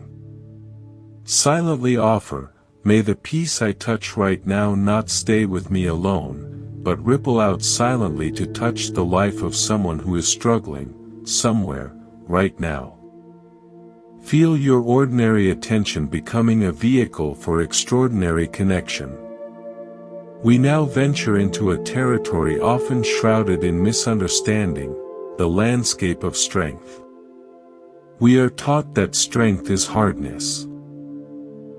It is the unyielding wall, the clenched fist, the stoic silence in the face of pain. We are taught that vulnerability is the opposite of strength, a crack in the armor, a failure of defense, a perilous exposure. We spend enormous energy building fortresses around our hearts, only to find the interior has become a lonely, echoing dungeon. What if we have it backwards? What if true strength is not found in rigidity, but in flexibility, not in resistance, but in resilience? And not in the absence of vulnerability, but in the courageous choice to embrace it? Consider two structures in nature, a mighty oak and a bamboo grove. The oak is solid, imposing, immovable. In a fierce storm, it stands rigid against the wind. This is the image of strength as hardness. And sometimes, the wind wins. A branch snaps, or the whole tree is uprooted. The bamboo, however, does not stand against the wind. It bends. It sways. It dances with the storm, its hollow stalks allowing the force to flow through it. When the storm passes, the oak may be damaged, but the bamboo springs back, perhaps even stronger for the dance. Its strength is in its suppleness, its deep, interconnected root system, and its capacity to yield without breaking. Your emotional and spiritual strength is far more akin to bamboo than to oak. The goal is not to become so hard that nothing can touch you. The goal is to develop deep roots of self-awareness and a supple stem of compassion, so that when the storms of life arrive, as they inevitably will, you can bend, you can sway, you can allow the energy to move through you without shattering. You can feel the full force of the grief, the fear, the disappointment, and yet remain fundamentally rooted in your own being. This is resilience. It is not the avoidance of pain, but the capacity to encounter it, be shaped by it, and return to your center. Let's feel our bamboo nature. Bring your attention to your spine. Imagine it is not a rigid pole, but a flexible, living stalk of bamboo. As you inhale, feel it lengthen gently upward, reaching for the sky. As you exhale, feel it sway softly, with grace, anchored by deep roots that extend from your sitting bones down into the earth. In, reaching with flexibility. Out, swaying with resilience. This flexible strength is what allows for the conscious embrace of vulnerability. We have mistaken vulnerability for weakness because it involves risk. To be vulnerable is to step out from behind the fortress wall, to say, I feel, to say, I need, to say, I was wrong, to say, I love you, without guarantees. It feels dangerous because it is. It opens us to the possibility of hurt. But herein lies the paradox. It also opens us to the possibility of everything that makes life worth living: connection, intimacy, creativity, and true joy. You cannot selectively numb vulnerability. When you wall off your heart to avoid pain, you also wall it off to love. When you silence your voice to avoid criticism, you also silence your truth. Vulnerability is not winning or losing. It is having the courage to show up and be seen when you cannot control the outcome. It is the foundational ingredient for a meaningful life. Think of any act of creativity: writing a song, starting a business, painting a picture. Until you share it, it is safe, but it is also inert.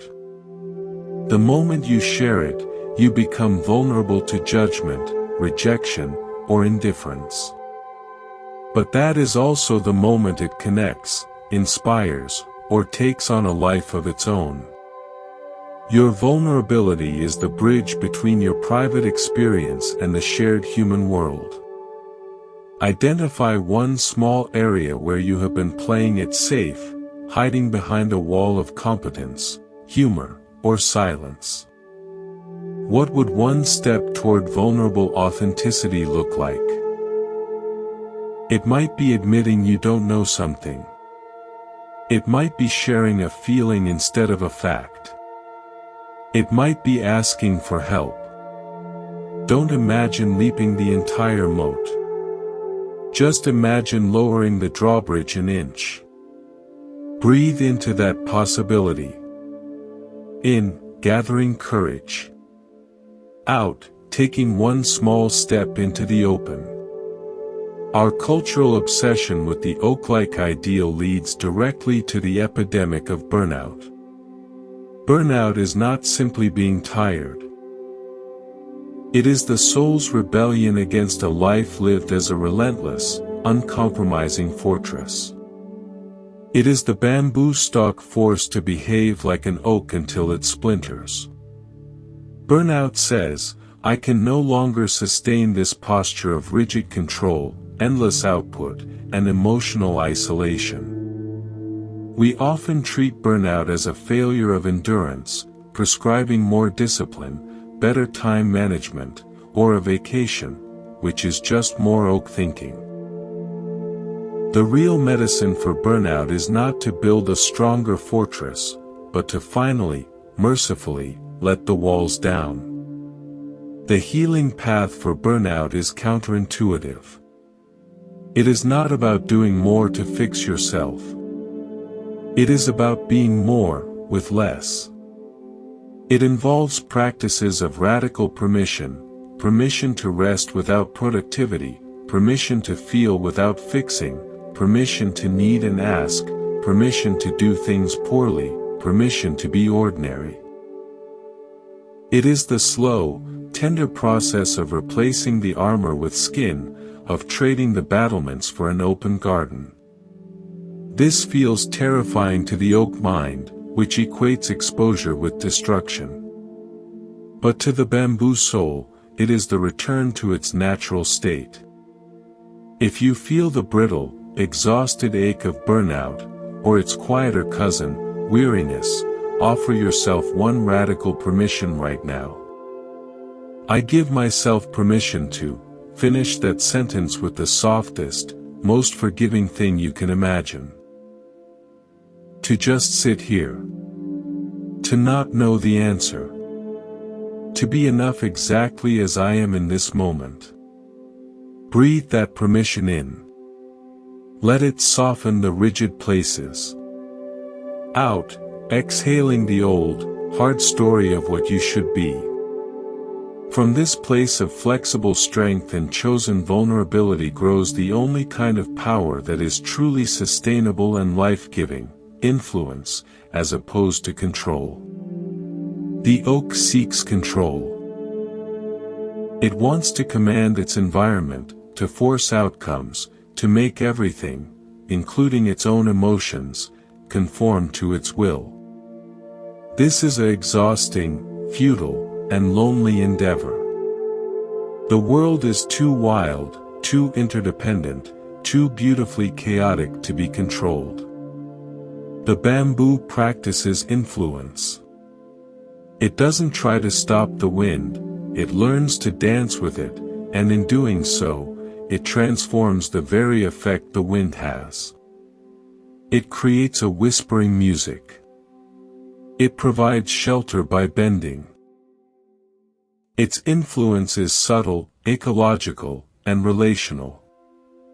In your own life, you can exhaust yourself trying to control people's opinions, your children's paths, your partner's habits, or the stock market. Or, you can focus on your sphere of influence, your own presence, your own reactions, the quality of attention you offer, the integrity of your actions, the energy you bring into a room. This kind of power is quiet but profound. It changes atmospheres. It opens possibilities.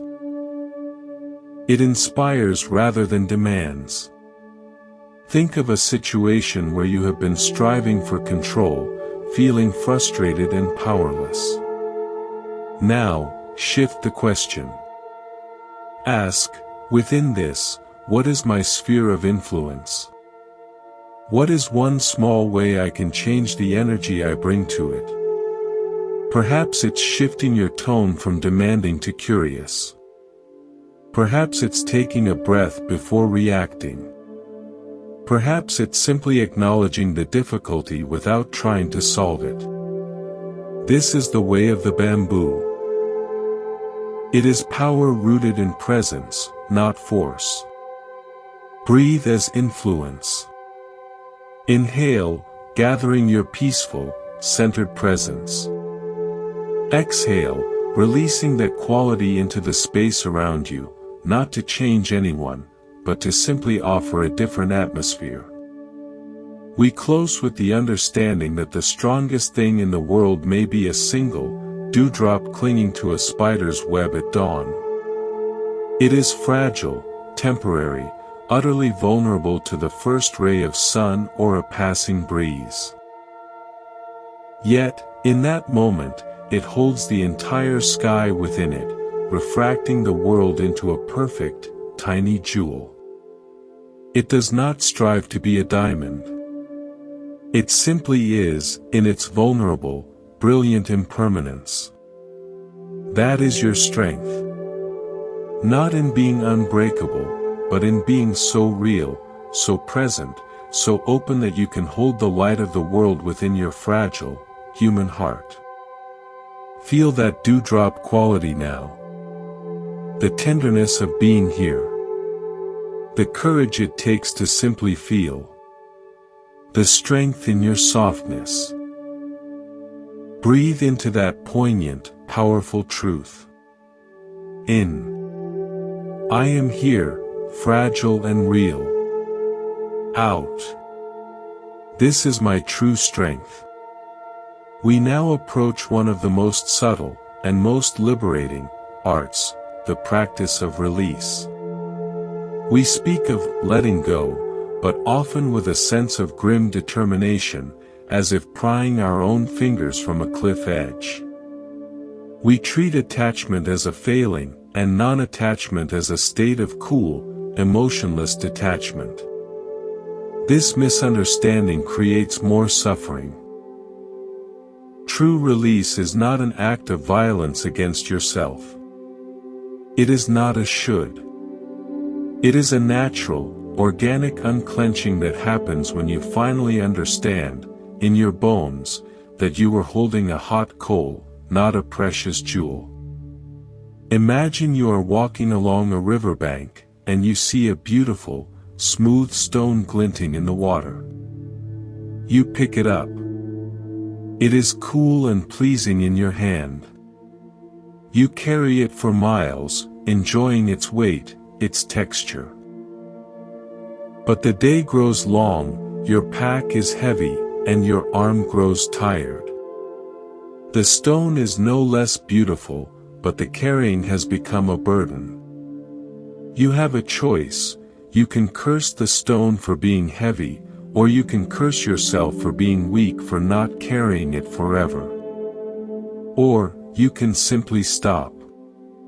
You can kneel by the river, admire the stone one last time, thank it for its beauty and the lesson it carried, and place it gently back into the current.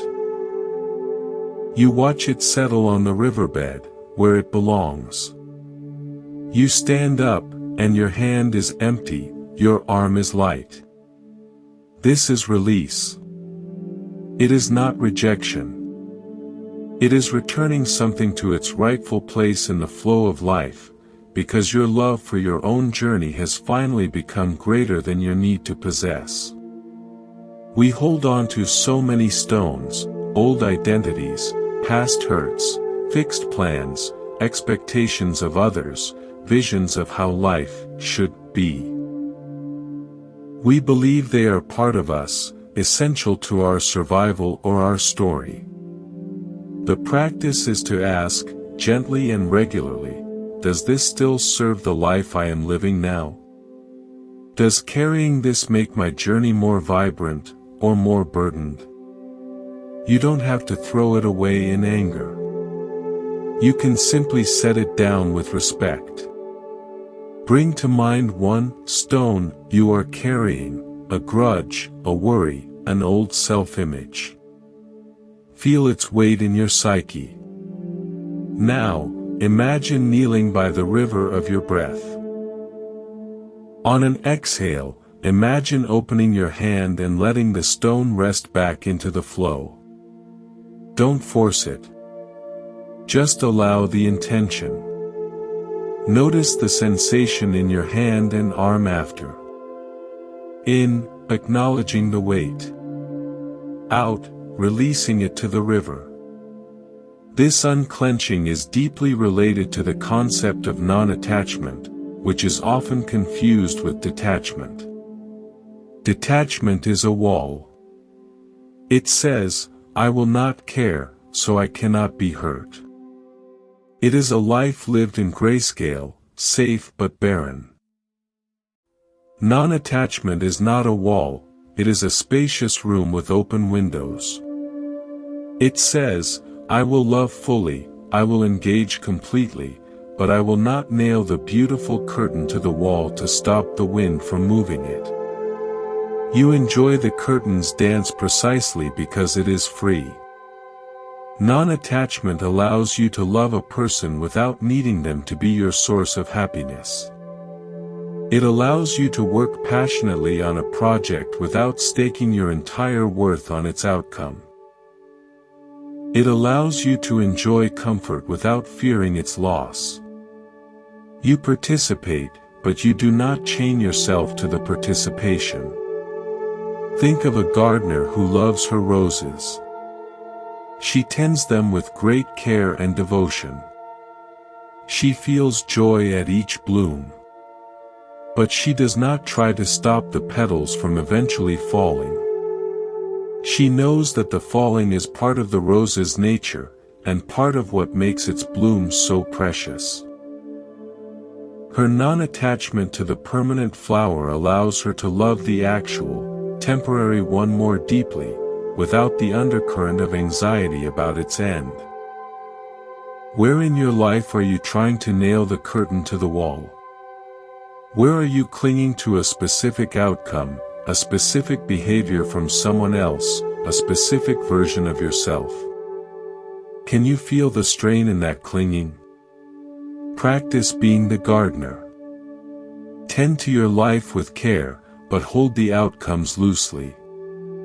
Breathe into the space that opens up when you release the need for a specific future. In, tending with love.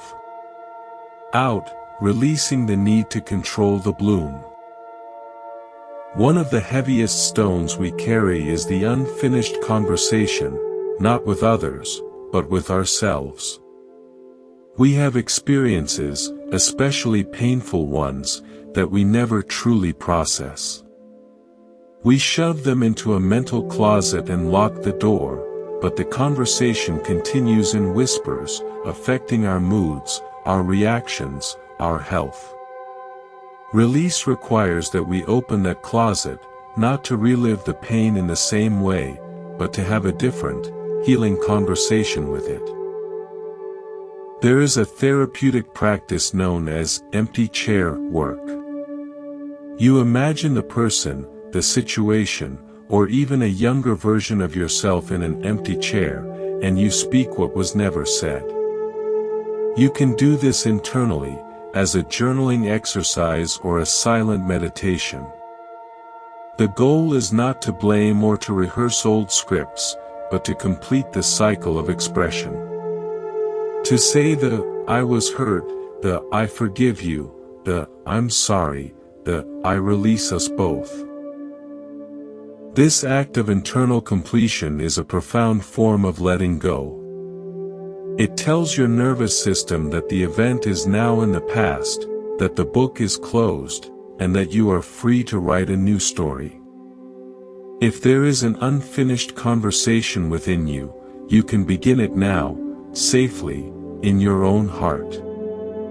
Address the person or the memory. Say what you need to say. Then, imaginatively, listen for what they might say from their own place of suffering. End with a statement of release. I see now this was about your pain, not my worth. I release you and I release myself from this story. You may need to do this many times. That's okay. Each time is a gentle loosening of the knot. Breathe into the center of that old hurt. In, giving space for the unspoken. Out, speaking a word of release, even if only silently. Ultimately, the master key to all release is gratitude. This may seem paradoxical. How can thanking something help you let it go? Because gratitude is the completion of a cycle. It is the full appreciation of an experience, which allows it to conclude. When you are truly, deeply grateful for a lesson, a joy, or even a hardship, you are saying, this has been integrated. Its work in me is done. You are not clinging to it, you are blessing it as it moves into memory. Try this with something you are struggling to release, a relationship that ended, a home you left, a time of your life that is over. Instead of focusing on the loss, search meticulously for the gift within it. What did it teach you about strength? About love? About your own capacities? Even the most painful experiences often contain the seeds of our greatest growth. Write down or mentally acknowledge 3 specific gifts from that situation. Feel genuine thanks for them. In that heartfelt thank you, you will often feel a gentle, natural release. The thing hasn't vanished, but its psychic charge has been neutralized by the alchemy of gratitude. Let's practice. Think of a small regret or lingering annoyance from today. Find one tiny gift within it. Perhaps a frustrating wait taught you a moment of patience. Perhaps a mistake taught you where your attention needs to be. Silently say, "Thank you for this." Feel the subtle unclenching that follows. In, seeing the gift. Out, thanking and releasing. We end with the understanding that your hands were never meant to be permanently full. They were meant to touch, to feel, to create, and then to empty, so they can touch again. An open hand can receive a breeze, a handshake, a raindrop. A clenched fist can hold only its own tension. Release is the return to your natural, open state. It is not a loss of love, but an expansion of it, from loving one thing desperately, to loving the whole flow of life trustingly. Feel your hands now, resting open in your lap. Symbolically, they represent the posture of your heart. Breathe into that openness. In, my hands are open. Out, my heart is open. I hold everything lightly, and nothing forever. We have journeyed deeply within, navigating the landscapes of thought, emotion, and release. Now, let us turn our gaze outward, not to leave the self behind, but to see it in its true context, as a single thread in a vast, living tapestry. The suffering of isolation, the feeling of being a separate, fragile self adrift in a hostile universe, dissolves when we recognize the fundamental truth of interbeing. You are not a drop of water struggling alone in the ocean. You are the ocean, in the temporary and beautiful form of a drop. Our practice now is to feel the water that connects us to all things. This interconnectedness is not a philosophical idea, it is a biological and energetic fact. The air you just exhaled will be inhaled by a tree, which will transform it into oxygen for a child on another continent. The calcium in your bones was once part of a star. The neurons firing in your brain as you listen are shaped by every conversation, every book, every kindness, and every hardship that has ever touched your life, directly or through generations. You are a walking conversation of the universe. When you feel lonely, it is because you have momentarily forgotten the chorus of which you are a vital, irreplaceable note. To remember, we can practice a simple meditation on connection. Bring to mind the food you most recently ate. Consider the sun that grew it, the rain that nourished it, the soil that supported it, the hands that planted, tended, harvested, transported, and prepared it. An entire web of life and labor condensed into that single bite, which then became part of you. You are literally made of the generosity of the world. Now, extend that awareness. The device you're listening on, the clothes you wear, each is an endpoint of a cosmic collaboration spanning time and space. Feel the support, the gift, inherent in every moment of your existence. Breathe in that sense of being upheld. In. I am supported by all of life. Out. I offer my presence in return. From this felt sense of interbeing, compassion arises not as an obligation, but as a natural reflex. If your hand is injured, your other hand does not debate whether to offer comfort, it simply does. It is all part of the same body. When we see through the illusion of separateness, the suffering of another is not their problem. It is a tremor in the shared body of humanity, and the compassionate response is as organic as reaching to soothe your own wound. True compassion, however, is often misunderstood. It is not pity, which looks down from a place of assumed safety. It is not empathy alone, which can lead to emotional burnout as we drown in the other's pain. Compassion is a wise heart. It is the combination of empathy, feeling with, and wisdom, knowing how to be with. It is the ability to hold space for suffering, your own or another's, without being destroyed by it, and without needing to instantly fix it. It is the steady, warm presence of the midwife at a birth, not performing the labor, but holding the sanctity of the process. To cultivate this wise heart, we can practice compassionate breath. As you breathe in, acknowledge the universal presence of suffering. You can use the phrase, breathing in, I am aware of suffering. As you breathe out, offer a wish for relief, for ease. Breathing out, I offer compassion. You can direct this first to yourself, then to a loved one, then to a neutral person, then even to someone with whom you have difficulty. This practice, called metta, or loving kindness, systematically softens the heart's boundaries and trains it in unconditional friendliness. Let's try one round now. Place a hand over your heart. Inhale, I am aware of my own struggles. Exhale, I offer compassion to myself. Feel the warmth of your own hand as a gesture of this offering. In, awareness of pain. Out, the gentle rain of compassion.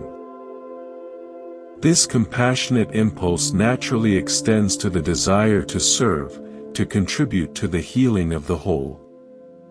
Yet, we often fall into one of two traps: the trap of grandiosity, where we feel we must solve everything and burn out, or the trap of futility, where we feel our small actions don't matter and we give up. The middle way is the way of the humble ripple.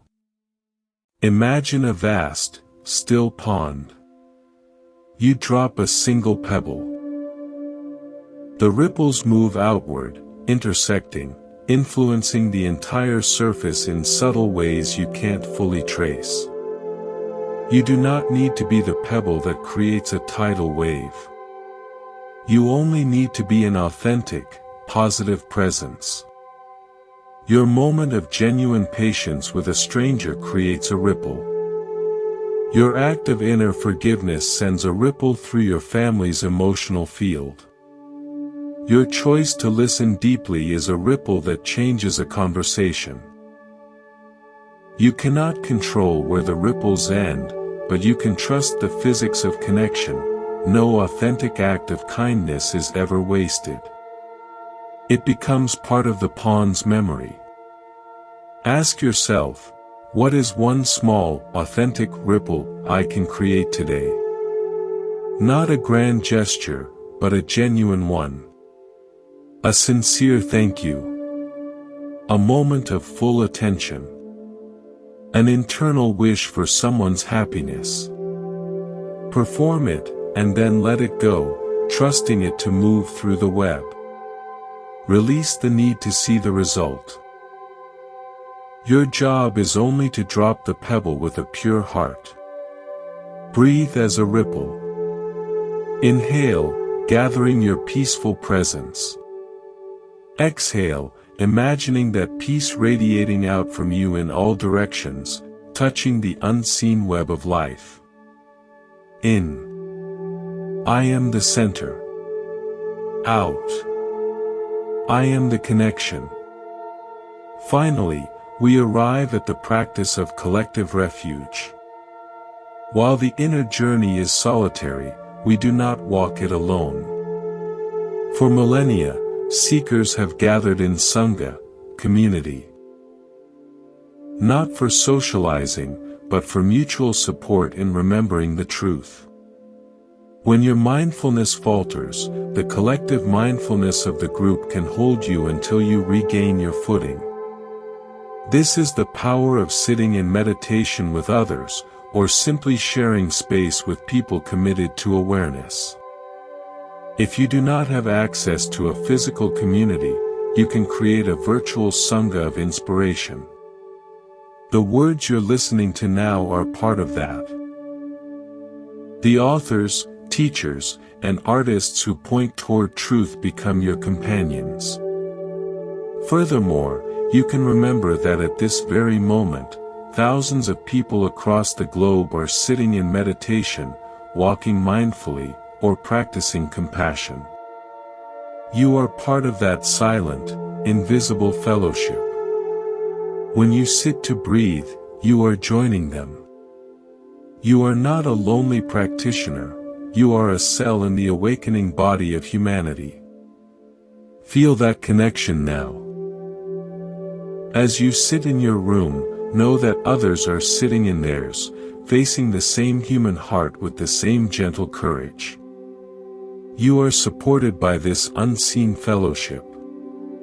Your practice matters, not just for you, but for the strength of the whole.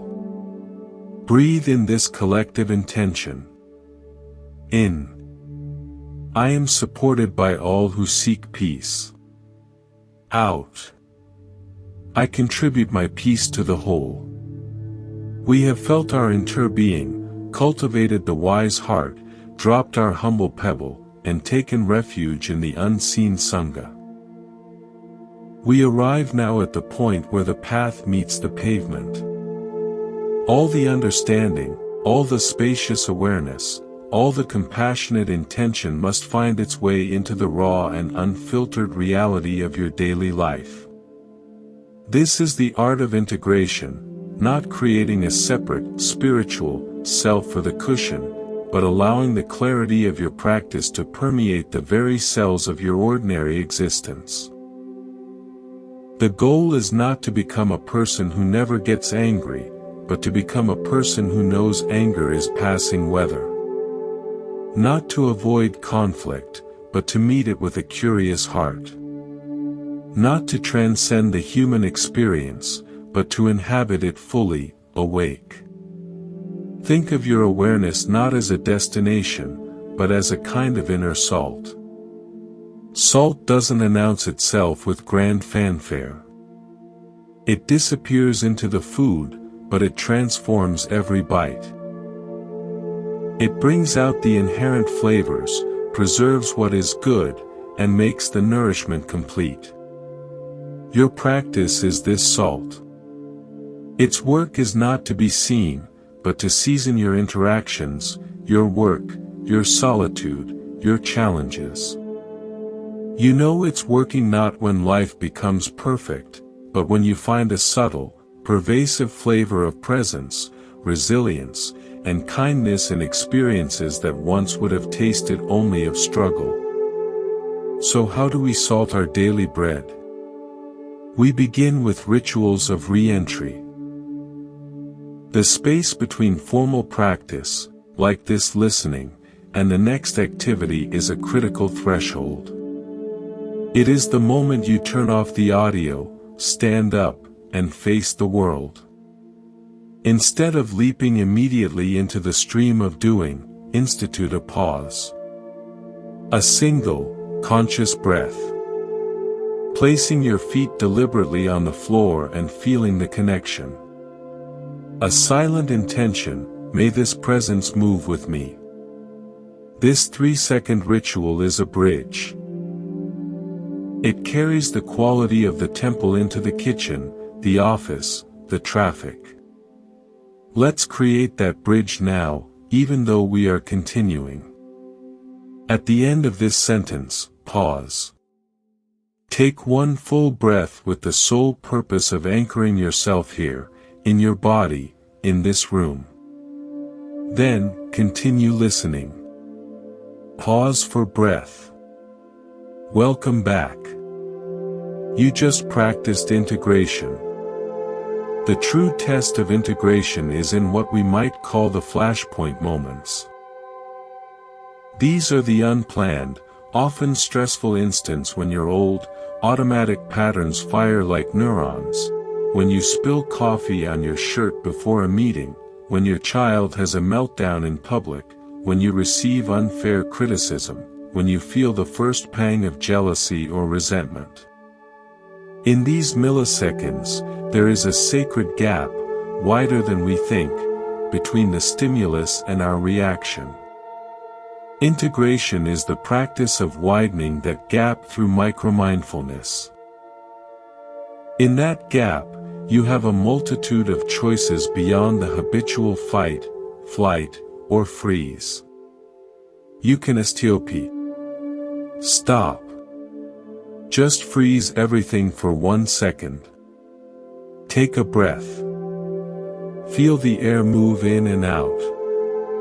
This brings you to the body. Observe. What is happening inside? Tightness in chest. Heat in face. Story about incompetence rising. Proceed with awareness. Now, choose a response. Maybe the response is still speaking firmly, but without the venom of rage. Maybe it's saying, I need a moment. Maybe it's simply letting the feeling be there without acting on it. You will forget to do this. Often. That's okay. The practice is not perfection. It is the intention to recognize the flashpoint sooner each time, to catch the old pattern after 30 seconds instead of 30 minutes, then after 3 seconds. Each time you do, you are rewiring your nervous system toward freedom. Recall a recent flashpoint, however small. Replay it and insert that stop now, in your imagination. How might it have changed? This mental rehearsal builds the neural pathway for next time. Integration also means bringing a quality of engaged curiosity to your daily tasks, transforming them into meditation. The Zen proverb says, "Before enlightenment, chop wood, carry water. After enlightenment, chop wood, carry water." The task doesn't change. The consciousness you bring to it does. Choose one routine activity you will do today: folding laundry, commuting, answering emails. Your integration assignment is to perform it as a quality of attention experiment. For the duration of that task, your only job is to notice when your mind leaves it. Each time you catch yourself planning, worrying, or replaying, gently note wandering, and return your senses to the task. Feel the texture of the fabric, see the patterns of traffic, hear the tone of your own thoughts as you type. The task is not an obstacle to your peace. It is the very gymnasium where you train your mind in peace. When you do this, you are not just completing a chore, you are performing a continuous act of homecoming. Perhaps the deepest integration is the embrace of your own beautiful imperfection. The spiritual seeker often harbors a secret hope that one day they will be fixed. They will have transcended pettiness, never lose their temper, and float through life with unshakable serenity. This ideal is a subtle form of aggression against your own humanity. Integration is the realization that your flaws, your quirks, your recurring struggles are not mistakes to be eradicated on the way to some polished finish line. They are the very grains of sand that create the pearl. Your impatience teaches you about your values. Your fear shows you where you care deeply. Your moments of forgetfulness are opportunities to practice gentle return, again and again, which is the essence of the path. The integrated life includes laughing at your own contradictions. It means seeing yourself with the affectionate humor of a grandparent watching a toddler learn to walk, stumbling, falling, getting up, determined, occasionally bonking into furniture. It is a life lived from the heart, not from a rulebook of how a spiritual person should behave. It is authentic, messy, and real. Can you bring a smile to one of your own perceived flaws today? See it not as a stain, but as a unique brushstroke in the painting of you. Offer it a breath of compassion. In, acknowledging the human flaw. Out, smiling with tenderness. We close this part with the understanding that integration is a lifelong, moment-to-moment process of falling down and rising up. You will have days where you feel centered and days where you feel utterly lost. This is not failure, this is the path. The practice is in the faithful return, not in never having left. Each conscious breath, each moment of chosen patience, each flashpoint navigated with a sliver more awareness, this is how you weave the threads of wisdom into the fabric of your life. You are not building a new self. You are remembering how to be fully, authentically, compassionately yourself, right in the middle of it all. Breathe with that intention now. In. I am here, in the beautiful mess. Out. I trust this process of integration.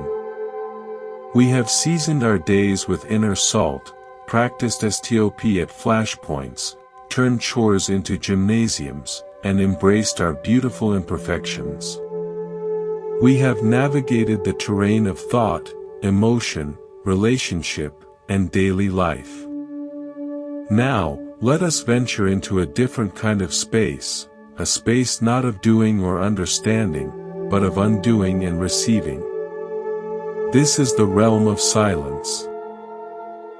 Not the mere absence of noise, but a profound, fertile fullness of presence. We live in a world addicted to frequency, the chatter of media, the ping of notifications, the relentless broadcast of our own internal narration. We fear silence as we might fear a void, believing that if the noise stops, we will disappear into emptiness. But what if the opposite is true? What if, in the authentic, welcomed silence, you do not disappear, but finally appear? Consider the experience of walking into an ancient redwood forest. The first thing that strikes you is not a sound, but a palpable, living silence. It is a silence so deep it has texture and weight. It is not empty, it is saturated with presence, the presence of trees that have witnessed centuries, of moss holding millennia of moisture, of light filtering through in sacred shafts. This silence does not negate sound, it cradles it. When a bird calls, the note is clearer, more distinct, because it arises from and returns to that profound quiet. Your own mind, entering such a space, eventually slows its chatter, not out of force, but because it is being absorbed into a larger, quieter intelligence. This is the silence we seek to cultivate within, not a sterile blankness, but a listening presence that can hold all sounds, including the sound of your own being, without being disturbed by them. You can touch this interior redwood forest right now. Close your eyes if you wish. Instead of focusing on your breath or a sensation, turn your attention to the silence that surrounds and underlies all sounds. Listen to the space between the distant hums, behind your own heartbeat. Don't try to create it. Just listen for it, as if you are listening for the sound of the horizon. Feel how this listening presence is already here, vast and undisturbed, prior to any thought or feeling. Rest in that for 3 breaths. In, listening for the silence. Out, resting in the listening itself. From this cultivated inner silence arises the capacity for deep listening, the ability to hear not just words, but the whole being of another. Most of our listening is transactional.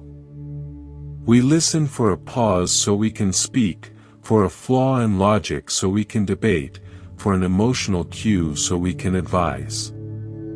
We listen to respond. Deep listening is listening to understand, to receive, to witness. It is an act of sacred hospitality. You are offering the inner sanctuary of your silent attention as a place where another can unpack their truth and be fully seen. This kind of listening has a transformative effect. When someone feels truly heard at this level, something in them unravels and relaxes. Defenses drop. The need to perform or persuade melts away. They are not just sharing information, they are discovering their own truth in the clear mirror of your attention. You are not their therapist. You are a fellow human, holding a lantern in the dark so they can see their own path. In doing so, you often find your own answers reflected back, and a deep, wordless connection is forged. Practice this today with one interaction. With your next conversation, let your inner intention be, I am here to receive you. Silently drop your own agenda. Listen to their words, but also to the tone, the pauses, the energy behind the speech. Notice when your mind prepares a rebuttal or a story of your own, and gently let it go, returning to them. You don't need to have a profound response. A simple, "Thank you for telling me that," or "I hear you," spoken from this place of deep reception, is more powerful than the most brilliant advice. Let's prepare for that now. Breathe into your heart center. On the inhale, imagine opening a door there, a door of welcome. On the exhale, imagine radiating a quiet, receptive quality. You are making your inner space ready to host another's truth. In, opening the door. Out, radiating welcome. Within this silent, receptive space, a different kind of knowing can emerge. We are accustomed to thinking knowing, the linear, analytical, problem-solving intelligence of the mind. It is a magnificent tool, but it is not the only one. From the well of silence, we can access being knowing. An intuitive, embodied, holistic wisdom that feels less like an answer and more like a resonance, a deep yes or a gentle no in the gut of your soul. It is the wisdom of the heart, the gut, and the bones. It doesn't always come with words, it comes as a feeling of rightness, a clarity of direction, or a sudden, quiet insight that solves a problem your thinking mind has been circling for days. You cannot force being knowing. You can only create the conditions for it to arise, by quieting the noise that drowns it out. This is why so many great ideas come in the shower, on a walk, or in the moments just before sleep, when the thinking mind is off duty. The practice is to consult the silence. When faced with a decision or confusion, instead of obsessively weighing pros and cons, take the issue into your inner redwood forest. Sit with it in meditation. Present it to your silent awareness, not to solve it, but to hold it. Then let it go. Take a walk. Do the dishes. Trust that the deeper intelligence within you is processing it in its own way. The answer may come later, not as a loud proclamation, but as a quiet, undeniable knowing that simply steps forward. Try this with a small, current indecision. As we sit in silence together now, just hold the question lightly in your awareness. Don't try to answer it. Imagine placing it gently on the soft moss of your inner silence. Then, for the next minute, just breathe and listen. Not for an answer, but for a shift in feeling, a subtle leaning, a sense of ease or unease around one option. This is the language of being knowing. In, presenting the question to silence. Out, letting go of the need for an answer. Finally, we must make peace with the fact that our culture does not support this inward turn to silence. It will feel countercultural, even rebellious, to prioritize it. You may need to carve sanctuaries of silence into your day. This could mean 5 minutes of sitting before checking your phone in the morning. It could mean turning off the car radio during your commute. It could mean walking without headphones, allowing the natural soundscape and your own thoughts to be heard until they settle. These are not just breaks. They are acts of resistance against the tyranny of noise and a homecoming to yourself. Protect these sanctuaries fiercely, but with a soft heart. When you forget, begin again.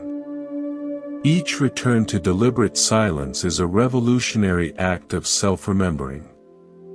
It declares that your inner world is sovereign territory, and you are its gentle, attentive guardian.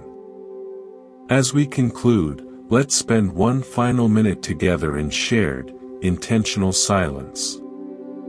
Let go of trying to get anything from this. Simply be present with the possibility that in this quiet, you are already whole, already connected, already home. I will be silent with you. 1 minute of silence. We have explored the fullness of silence, practiced deep listening, consulted being knowing, and carved inner sanctuaries. We stand now at a point of reflection. Having traversed inner landscapes, from the weather of emotion to the sanctuaries of silence. It is time to contemplate the very ground upon which we walk, the journey itself.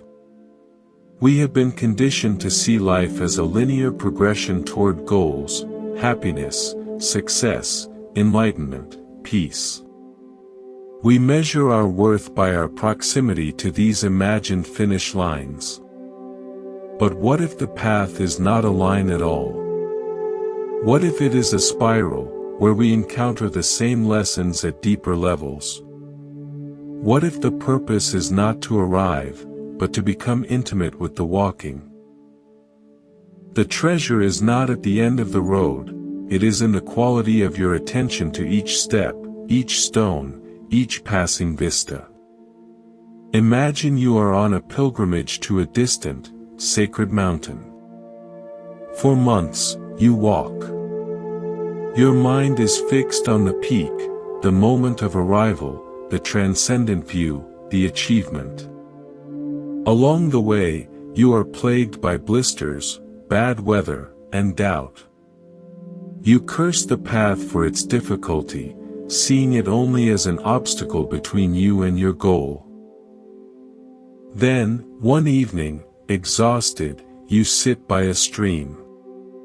You are too tired to think of the mountain. You simply notice the cold water on your feet, the call of a night bird, the smell of damp earth. In that moment of surrender, a profound peace washes over you. You realize the mountain hasn't given you this, the walking has. The sacred wasn't waiting at the destination, it was shimmering in the stream, singing in the bird, alive in your tired, grateful body. The pilgrimage was never about the mountain. It was about the transformation that occurs in the one who walks with intention. The destination was just an excuse to take the journey. Your life is this pilgrimage. The mountain might be a state of mind, a healed relationship, a creative fulfillment. But the healing, the fulfillment, is happening now, in the way you meet the blisters of frustration and the storms of grief. The practice is to soften your gaze from the distant peak and bring it lovingly to the ground beneath your feet. What is this step teaching you?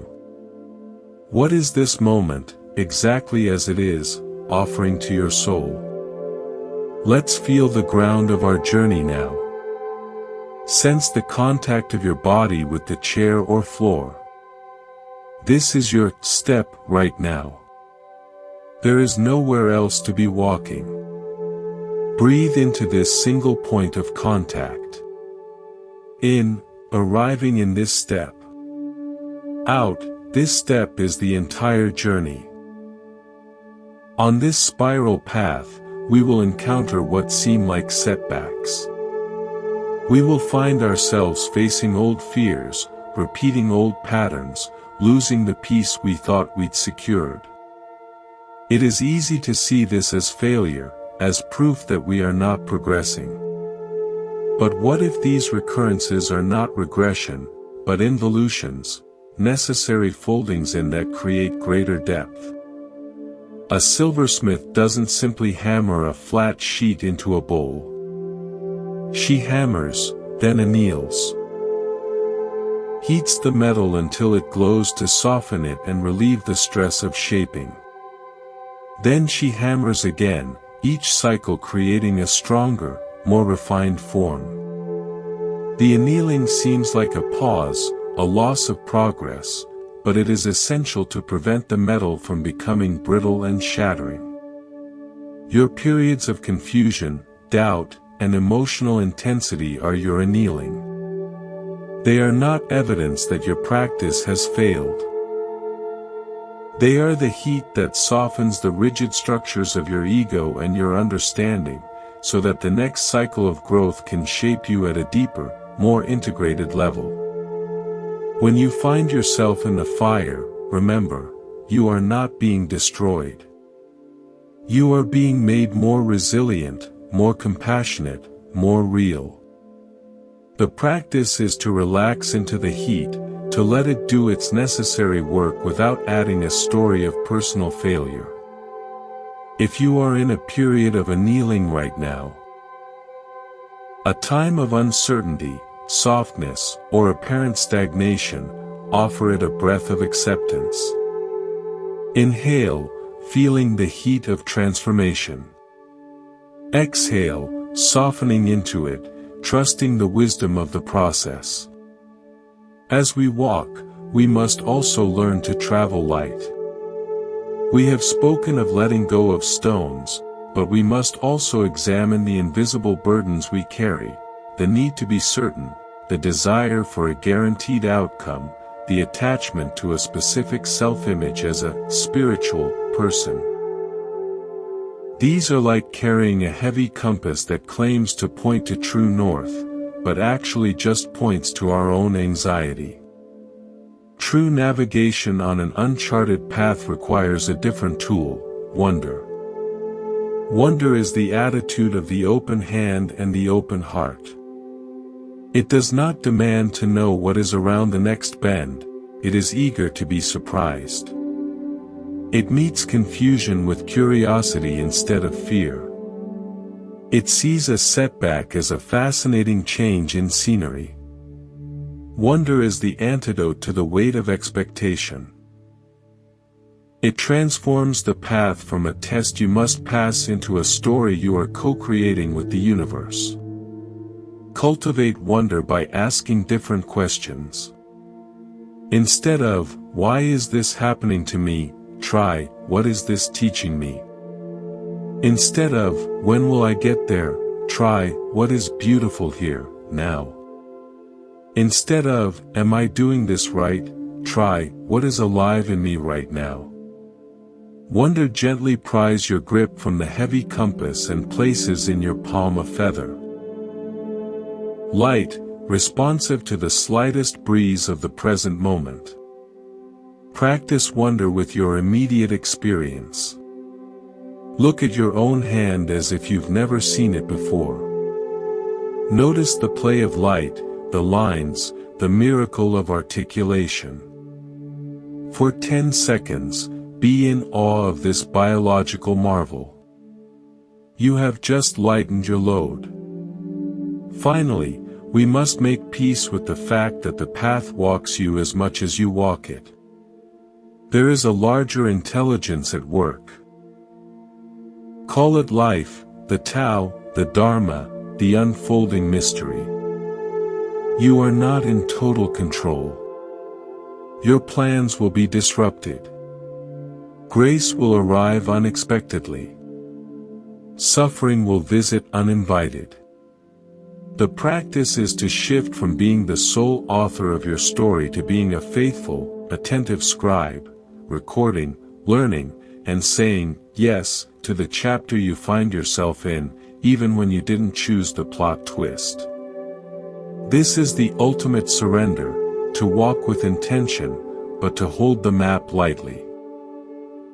To make plans, but to bow to the mystery. To work diligently on your healing, but to remain open to the forms that healing may take, which are often wiser and wilder than your imagination. Your journey is unique, but you are not alone on the path. The very earth rises to meet your footfall. The air parts to let you pass. The entire cosmos is conspiring in your awakening, not as a reward, but as its natural expression. Feel that support now. As you breathe in, feel the path rising up to meet you. As you breathe out, feel yourself being walked by a wisdom greater than your own understanding. In, supported. out, surrendered. We have contemplated the journey as the destination, welcomed annealing as deepening, traded expectation for wonder, and surrendered to the path that walks us. We approach now what might feel like an ending, but is in truth a homecoming of a different order. We have journeyed inward through forests of thought, across plains of emotion, and into valleys of silence. We have gathered insights like flowers and released burdens like stones. Now, we face the final turn of the spiral, the return. This is not a return to who you were, for that person is already a memory. It is a return to the world, to your relationships, to your duties, and to your simple life, but you return carrying a different light within you. Your eyes have been washed by seeing. Your task now is to live from that clarity, not as a separate, enlightened self, but as a more present, compassionate, and resilient human being. This is where the path proves itself, not on the cushion, but in the kitchen.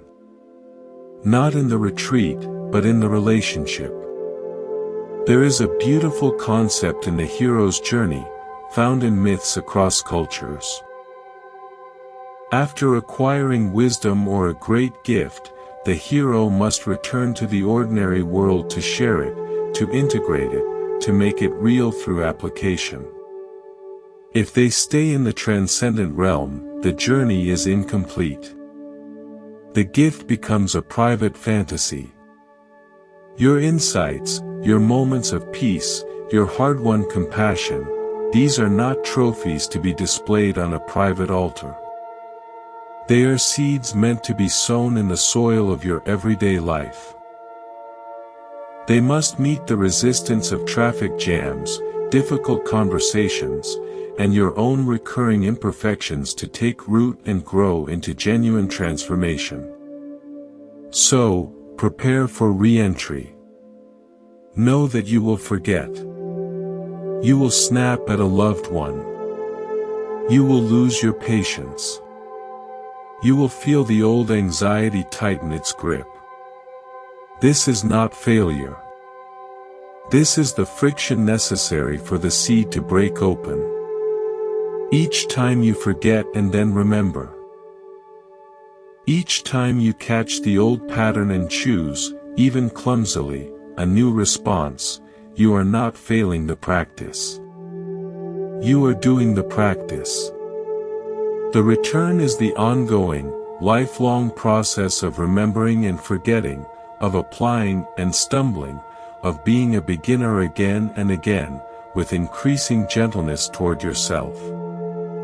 As you prepare to step back into the flow of your life, set one gentle, forgiving intention. Not a rigid rule, but a whispered invitation to yourself. Something like, when I feel overwhelmed, I will remember to feel my feet on the ground. Or, I will listen to understand, not just to reply. Hold this intention lightly, like a feather in your palm, not a stone in your fist. Let this be your guide as you cross the threshold. A crucial aspect of this return is the development of discernment. In the quiet space of contemplation, everything feels clear. In the noisy marketplace of daily life, clarity can become clouded. Discernment is not judgment. Judgment is harsh, final, and separating. Discernment is wise, compassionate differentiation. It is the ability to feel in your body what is nourishing and what is depleting, what is an authentic yes, and what is a fearful no, disguised as obligation. It is knowing when to speak and when to be silent, when to act and when to wait, when to hold a boundary and when to soften it. You cultivate discernment by checking in with your inner sanctuary. That place of silent, bodily knowing we've been visiting. Before making a commitment, before reacting, pause. Drop your awareness down from your busy head into the quiet of your heart or your gut. Ask, what is true here?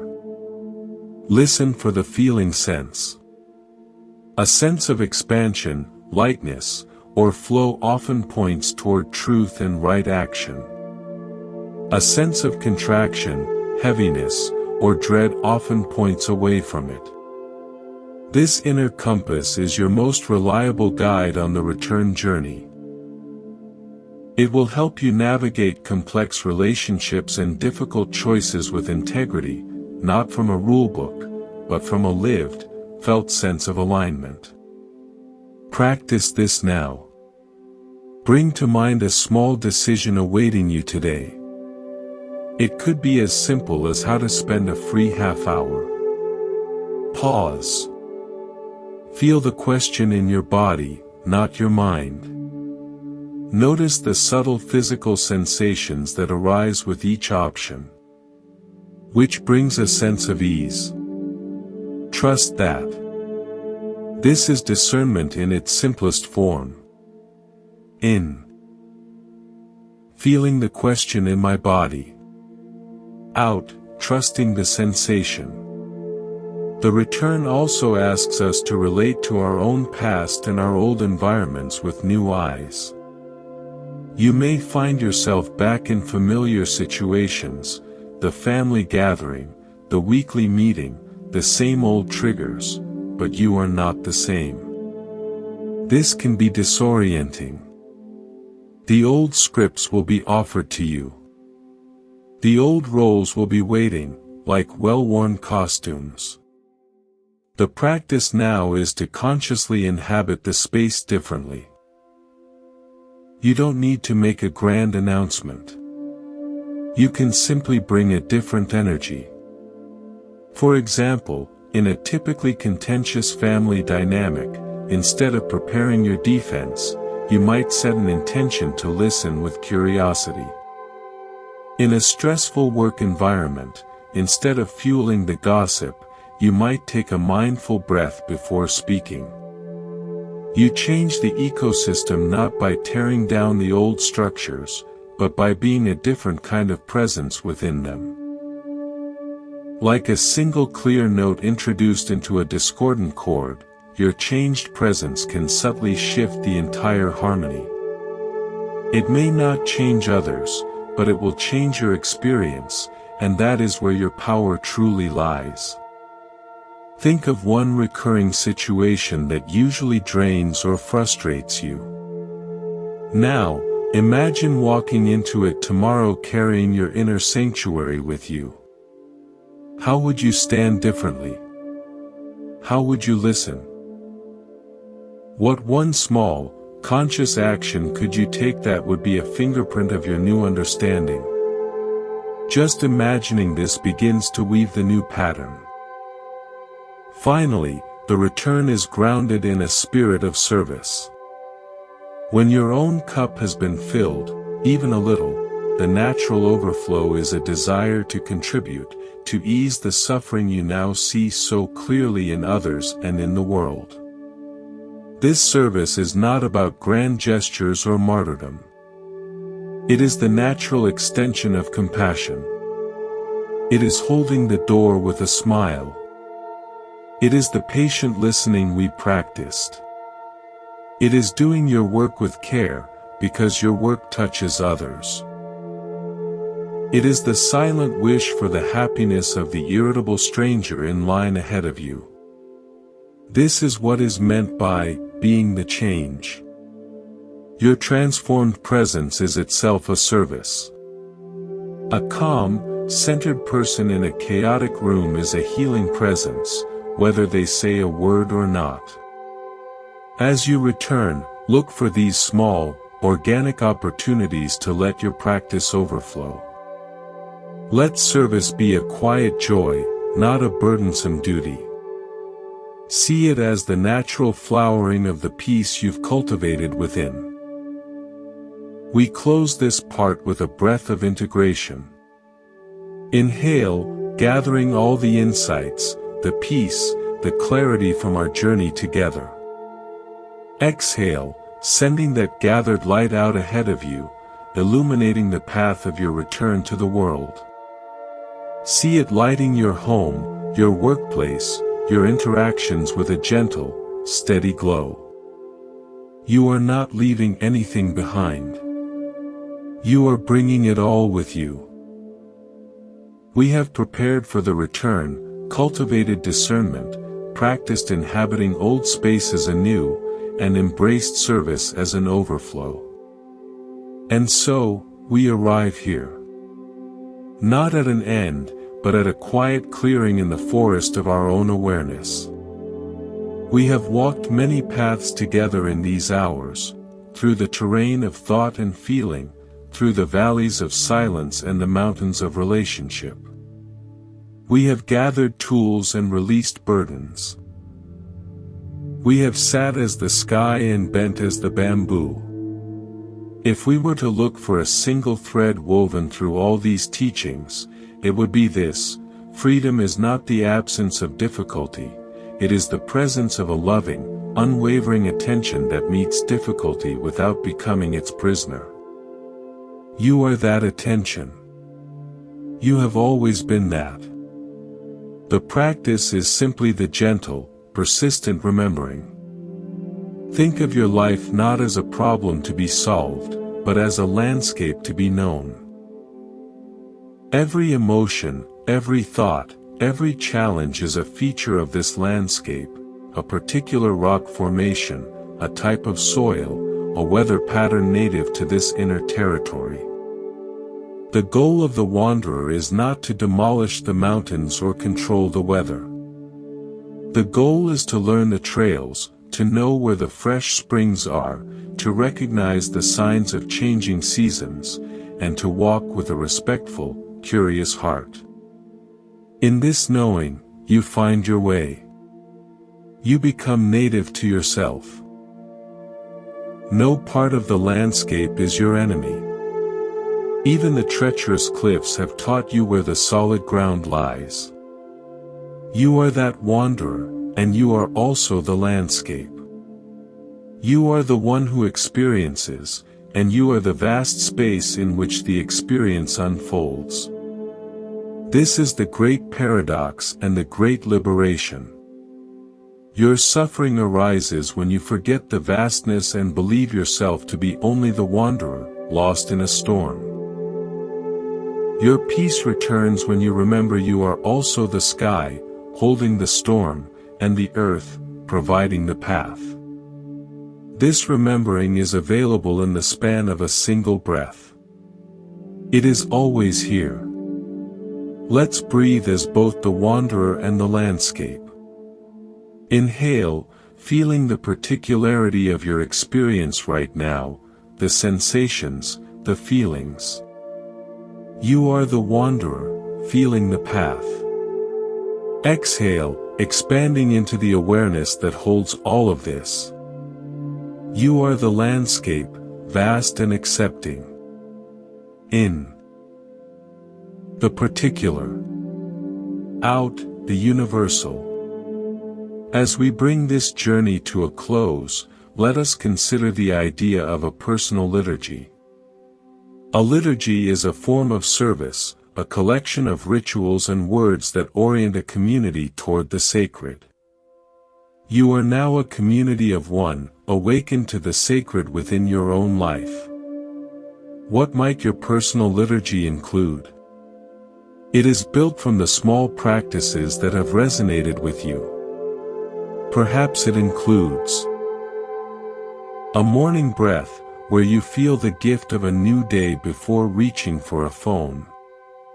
A mindful pause before speaking, creating a bridge between impulse and word.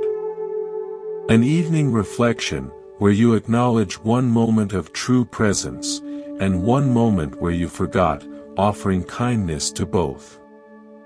A weekly, sanctuary time, even just 10 minutes, to sit in silent listening. The conscious use of one of the mantras of relationship, I am here for you. Your liturgy is not a rigid schedule to fail at. It is a loving structure, like a trellis for a vine, offering support for your intention to grow toward the light. It is uniquely yours. Write it in your heart. Let it be flexible, forgiving, and filled with the spirit of experimentation, not duty. Consider one element you will take from our time together and make part of your personal liturgy. Let it be something simple, sustainable, and deeply felt. We must also speak of the cycles of forgetting and remembering. You will leave this space and the world will rush in. The clarity you feel now will, at times, feel like a distant dream. This is not a sign of weakness, it is the nature of a human mind in a demanding world. Do not wage war on the forgetting. Meet it as you would meet a tired friend who has lost their way.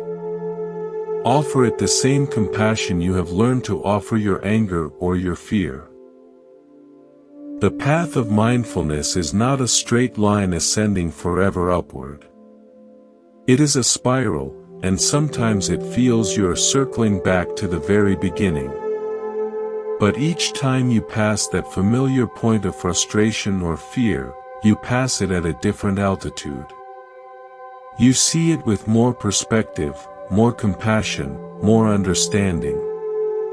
What once was a prison of anxiety becomes a familiar landmark on a map you are learning to read.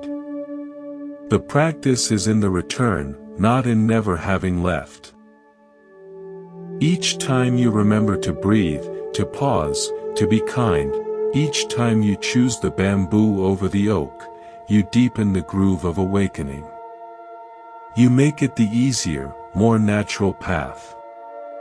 So, promise yourself this: you will be a gentle guide for yourself. You will not scold yourself for forgetting.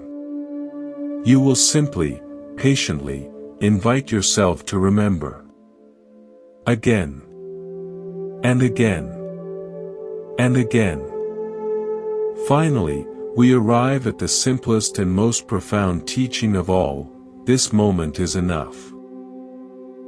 It contains the entire universe.